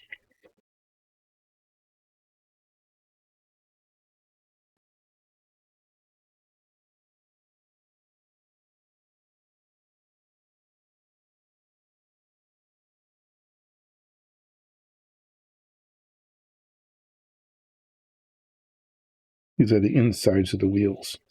These are supposed to be, you can't really see them when the model is completed. Theory, anyway.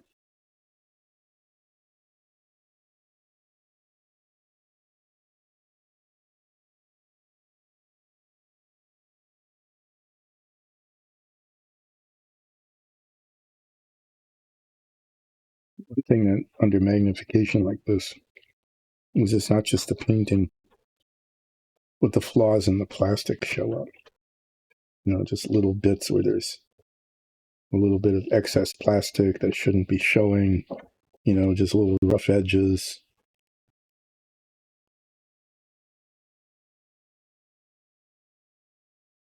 Things that don't have to do with my skill, but have to do with the skill of the manufacturing process.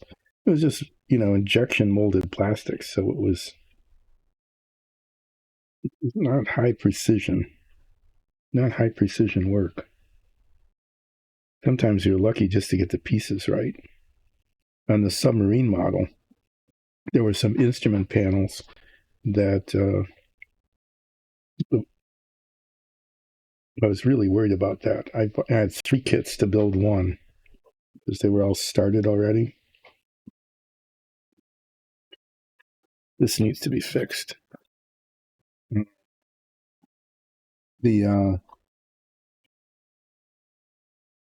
instrument panels that had detail on them.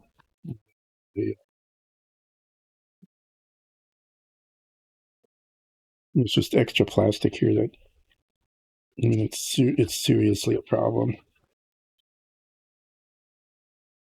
Chrome plating, actually.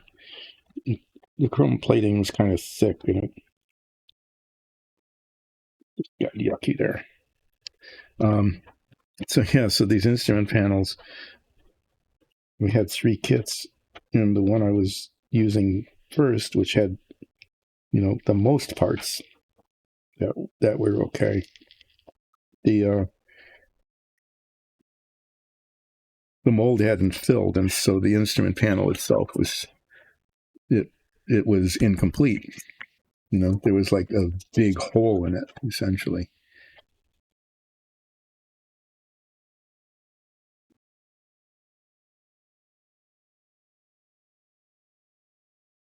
Okay.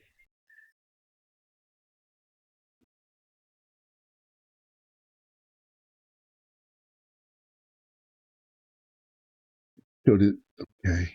So eventually she got to see it, but it was her.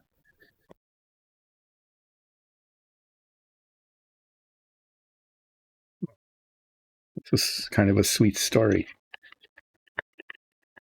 Well, that was almost bad. I almost knocked that whole thing over. These are touched up now. I'll put them out of the way. Oh, yeah, I've got more parts. Oh, yeah, that's kind of a sad story then, isn't it?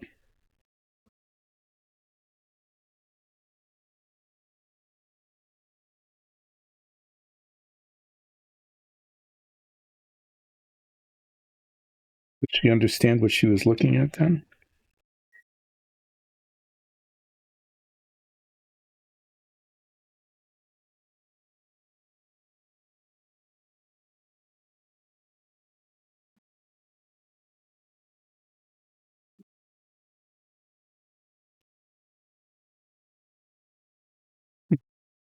These got painted okay, pretty much. Probably because they were just big flat surfaces. That didn't pose too much of a challenge to the brush.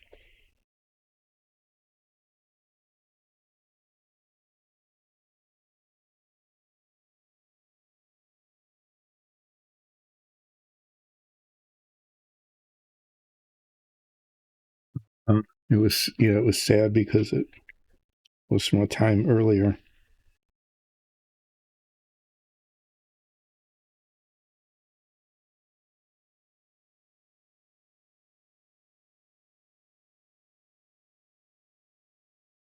Thank you for sharing that. That's actually kind of an interesting story. It doesn't, it's not the same as why I say, look at my models 18 inches away under indirect lighting. There's no sad story about it other than the sad state of my modeling abilities. But that was a nice story to share. Well, the green stuff is staying green. We'll see on Monday.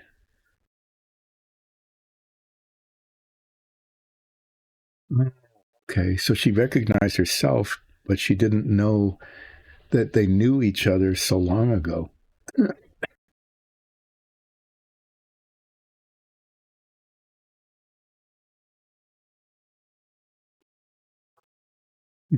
It's kind of interesting.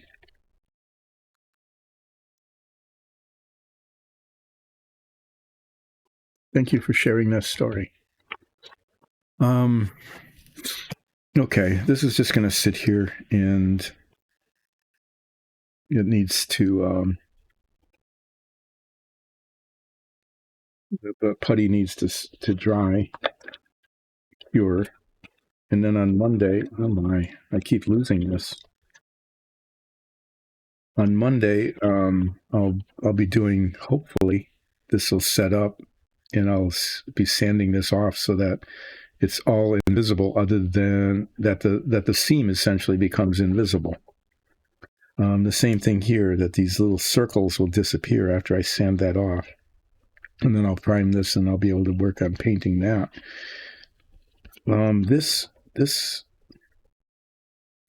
I might just do that yet. I have a choice at this point.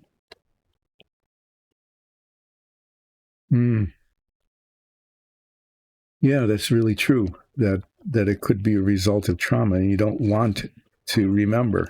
There's a reason why you don't want to remember. I could mess around with these tires. I could put the wash on here, see how that turns out.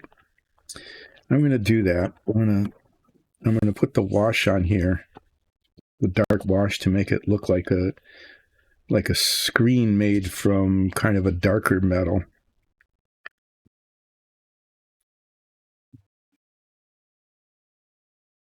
Let's see how it turns out. And if it doesn't turn out, then I can reprime it and start over. I'm going to use this brush. It'll soak up the wash. And I want to use hardly any of it. I mean, I just wanted to get into all the low spots, the dimples. Hi, Who. How did it turn out? Did he dig up trauma, or was she okay? I will do a flip.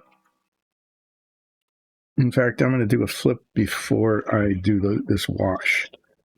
I'm going to flip a small thing because I've got my work surface here is. I'll let you see it. I've done a spectacular job of making a clutter mess. This part's little, just junk all over the place. It's just not good. Yeah, this will probably be safe to flip. I don't know what that is. It's a burp. It's got red letter on it and not red letter on it.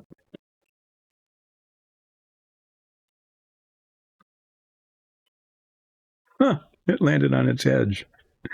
Okay, that should count for something.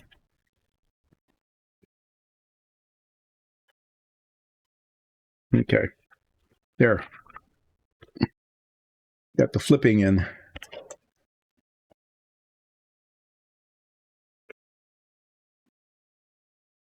Okay.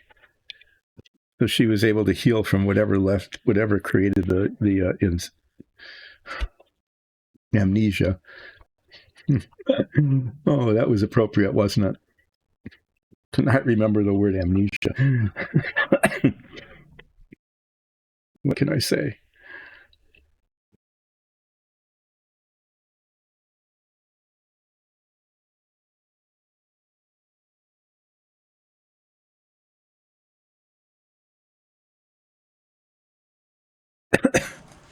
Yeah, good thing I put the paper towel over there. So I'm going to be doing the opposite of dry brushing. I want the dark to get into nooks and crannies. I want it to soak down into it and not on the surface. It's a little better. I actually might need to put a little bit more on. It doesn't look too bad, though. The screen would have been made not out of, it would have been made out of inexpensive material.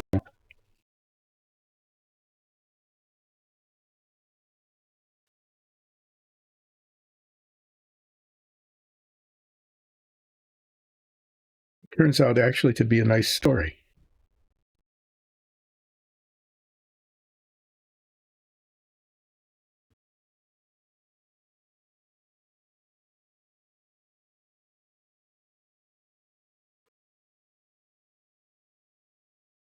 Better.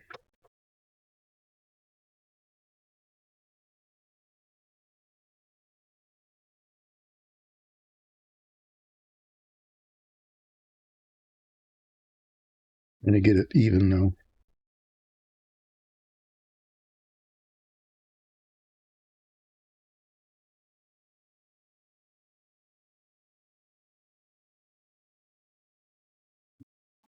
It was working and then it stopped.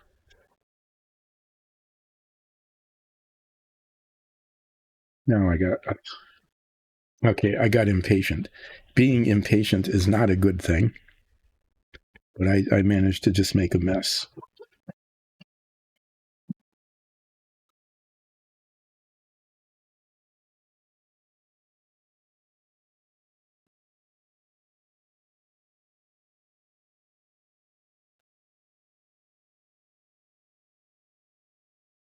Got it. And then I didn't get it. There we go. That's what I'm looking for. Is that look? But then it keeps undoing itself.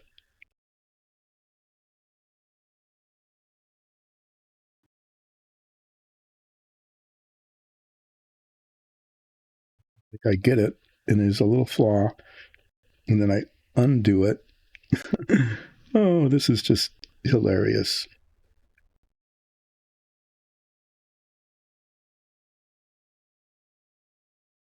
Maybe I just need to go brush in a different direction.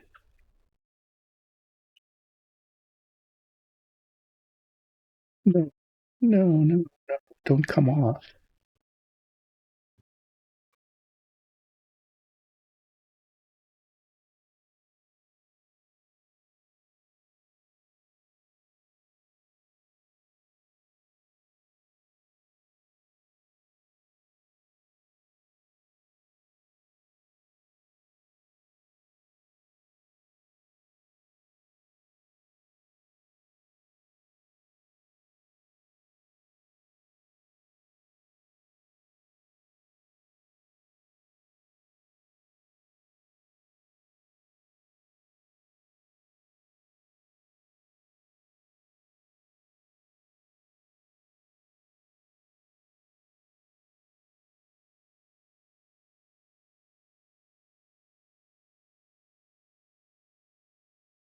That might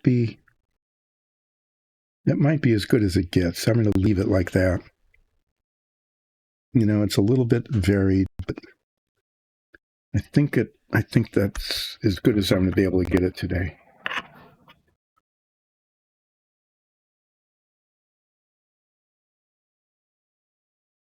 That's right, because your character went through a major memory loss as well.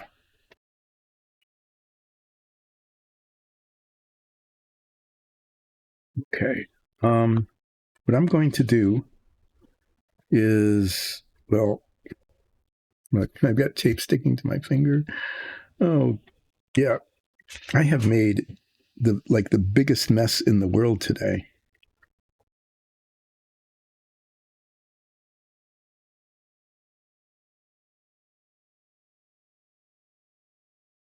It's not uniform, but it's a screen that's supposed to pick up dirt, so it looks like it's dirty, and it's buried deep inside the car. So I'm going to leave it like that is, and maybe play with it a little bit more on Monday. So I'm just going to let everybody know. Oh, that next week I will not be streaming on Wednesday. I have another one of these family obligation things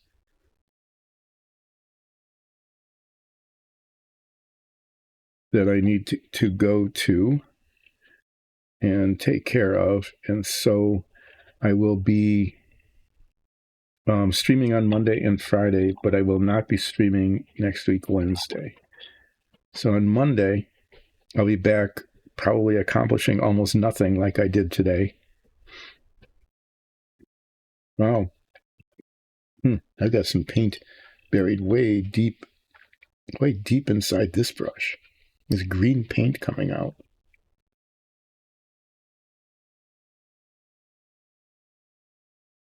Down in the base of the brush.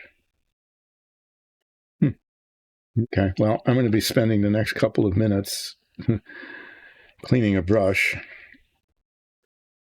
from paint that I didn't even know was on here.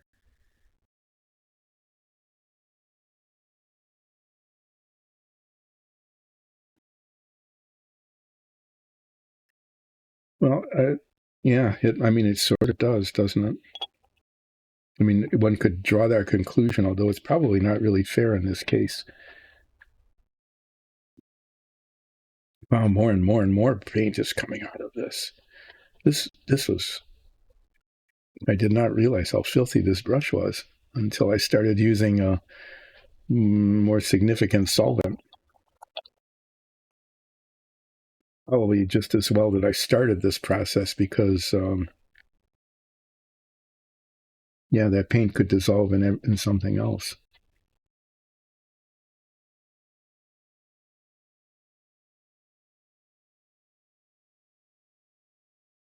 Like that. And then that may or may not ever become known to her. Look at all of this. This was all paint from a brush that appeared to be clean. I guess that's why when I was young, I just let these brushes sometimes just soak overnight or maybe even for more than a day, which wasn't really good for the bristles, but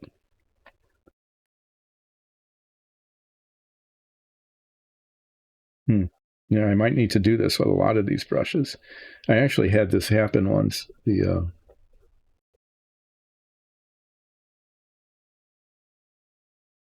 was trying to do some paint touching up with some red paint on the Savoia, and there was just residual paint like this in the brush that dissolved in the red paint, and it discolored it. I'm still getting a significant amount of paint out of here.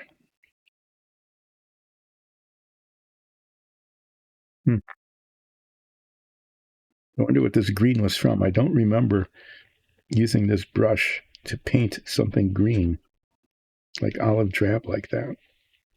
But look at how much is still coming out.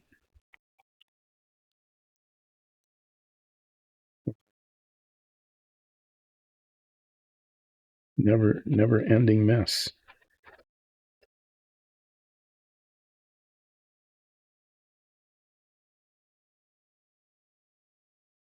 Okay. Well, a moral of this story is that keep your brushes clean.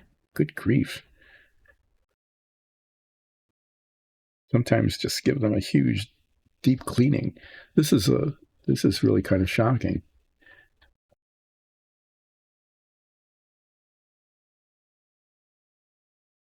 Okay, so there's a 2-year difference, but they looked almost identical. That's kind of interesting. Yeah, and it's good to have a marker, right, in order to be able to tell the two apart. I wonder how often that happens with twins. That their parents get them confused, and then they what? How come you have a butterfly pin and I don't? Well, because otherwise we can't tell who is who. It's like in Muppet Christmas Carol. One is Belinda, and I can't remember the other one's name. The pig twins, the piglet twins. Okay. Well, I managed to spend 10 minutes doing nothing but getting guck out of this brush. I mean, it was worthwhile doing that, I guess, because it's really filthy and there's still a little bit in here. But wow, it's now cleaner than it's been in a long, long time. I'm going to spend the next 10 minutes telling you to watch our Dyson Dungeons and Dragons show, because it's an amazing show and you need to watch it. And, tell everybody you know about it and become a fan and a follower and a subscriber and a patron and support our Dungeons and Dragons show. The other thing I want to do is thank everybody for who has joined in watching this stream and putting up with this. Thanks everybody for watching me get almost nothing done once again in a long period of time. It's not bad. It came out okay. It looks like a dirty screen, and since it'll be buried inside the car, it'll look all right. The green putty hasn't turned white. I don't know if it will or not. It doesn't much matter, because after it's sanded, I will be priming it again. I'm going to put these parts in the box here instead of just letting them lay around outside. If they're in the box, they're less likely to get lost. I'd like to not lose them.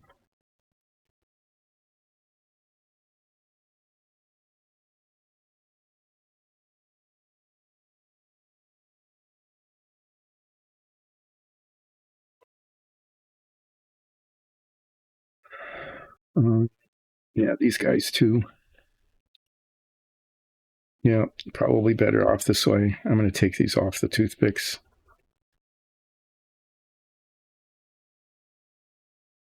To have them on the toothpicks any longer. And these wheels.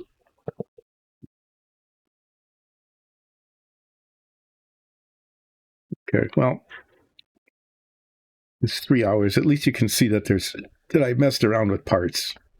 Okay. There are parts with paint on them.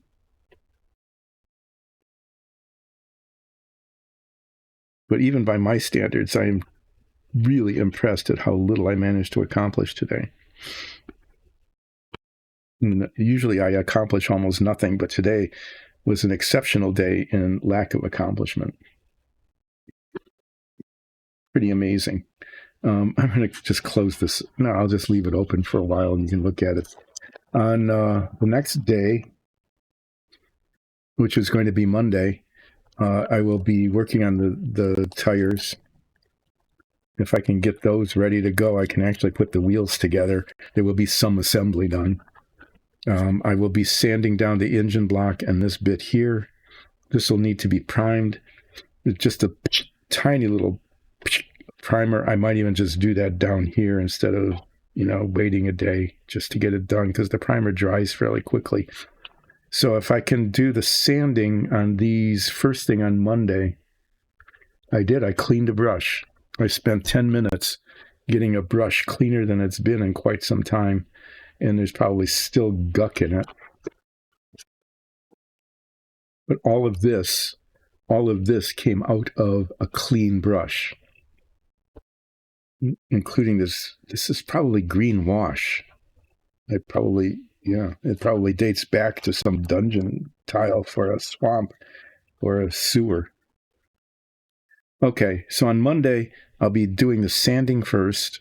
Assuming that goes okay, I'm going to just spritz some primer on these early in the stream so that I can paint them later in the stream.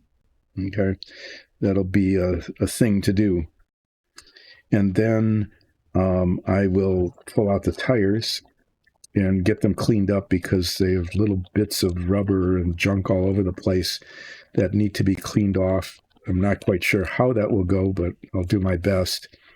They have little Firestone, that's the brand, Firestone embossing on it. Just incredibly, hardly at all raised letters that are supposed to be somehow painted white. I don't know how they expect someone to do that. I'm going to try. I'm going to try to paint them white so that the Firestone shows. There's also a little ring around it. No, you can't. I'll show it to you on Monday, but there's actually a ring, a raised ridge ring that on the real tire was yellow. And that, if I really want this to look right, and I do, I should somehow be able to paint the Firestone white and the ring yellow and not make a mess of it. I don't know if I'll be able to do that or not. I think I'll just give that a try. Why not? If worse comes to worse, I'll wipe the paint off. It's acrylic. It'll come off with denatured, with isopropyl alcohol. And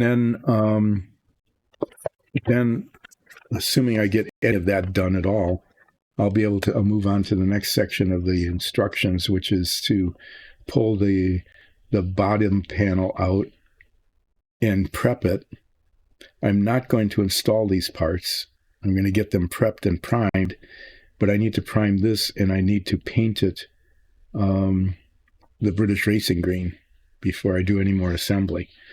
So yeah, it's coming along slowly. And then there's more detail on the inside. There's the steering bits. Okay, the front wheels are actually supposed to turn with the steering wheel. We'll see if that will actually happen or not. I remember building this when it first came out in the 60s, and it did actually kind of work. That the steering actually did turn the wheels. They turn independently of the suspension through a tie rod that goes between them like that. The instrument panel has detail on it. I'll be thinking around with that for a long time. The instrument panel is actually painted kind of a dark brownish red, a color I do not have. I might have to look for one and see if I can find it, as is the steering wheel. And then the instruments on it, which are kind of embossed on the model, had black dials with black dial centers with white pointers and a silvery aluminum bezel around it. So I'll be playing around with that. This model will take forever. I'm just planning on it being forever before it's going to be finally done. There's more detail on it than I remembered. And I want it to look good. So the next thing I'll be working on is, other than the sanding on the engine block parts, and is working on the tires to see if I can make them look. That's right. I'm not going to worry about I'm just going to say I'm going to do my best to do the Firestone white and the little circle around it, the little raised ridge yellow. I'm going to do what I can to make it look authentic, and if I can't, I'll do the best I can. So thanks everybody for joining in today. I hope to see you all on Monday, when I will be doing some sanding and some painting and some tire preparation and attempting to do tire painting. And then if the sanding and the priming work on these engine blocks, I'll go ahead and paint this. And if the painting goes okay, I'll come pretty close to being able to assemble the wheels and the tires and the engine block. I'm going to guess that I'm not going to get all that done.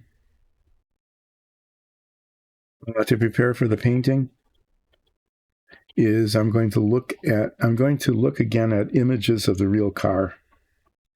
And then the other thing I'm going to do is make sure that this brush is really clean. I want this brush to be really clean. In fact, since I've had so much success at cleaning brushes, I'm going to give this just a little bit and see how much paint is on here.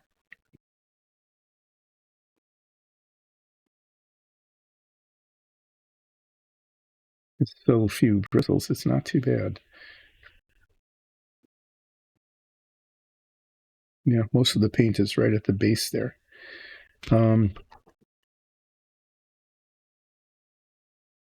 So there, that's what happened today.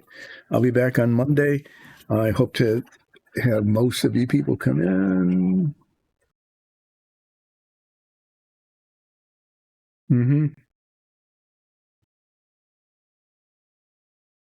So yeah, I'm going to think about how to paint these and get rid of all this mess, close the boxes.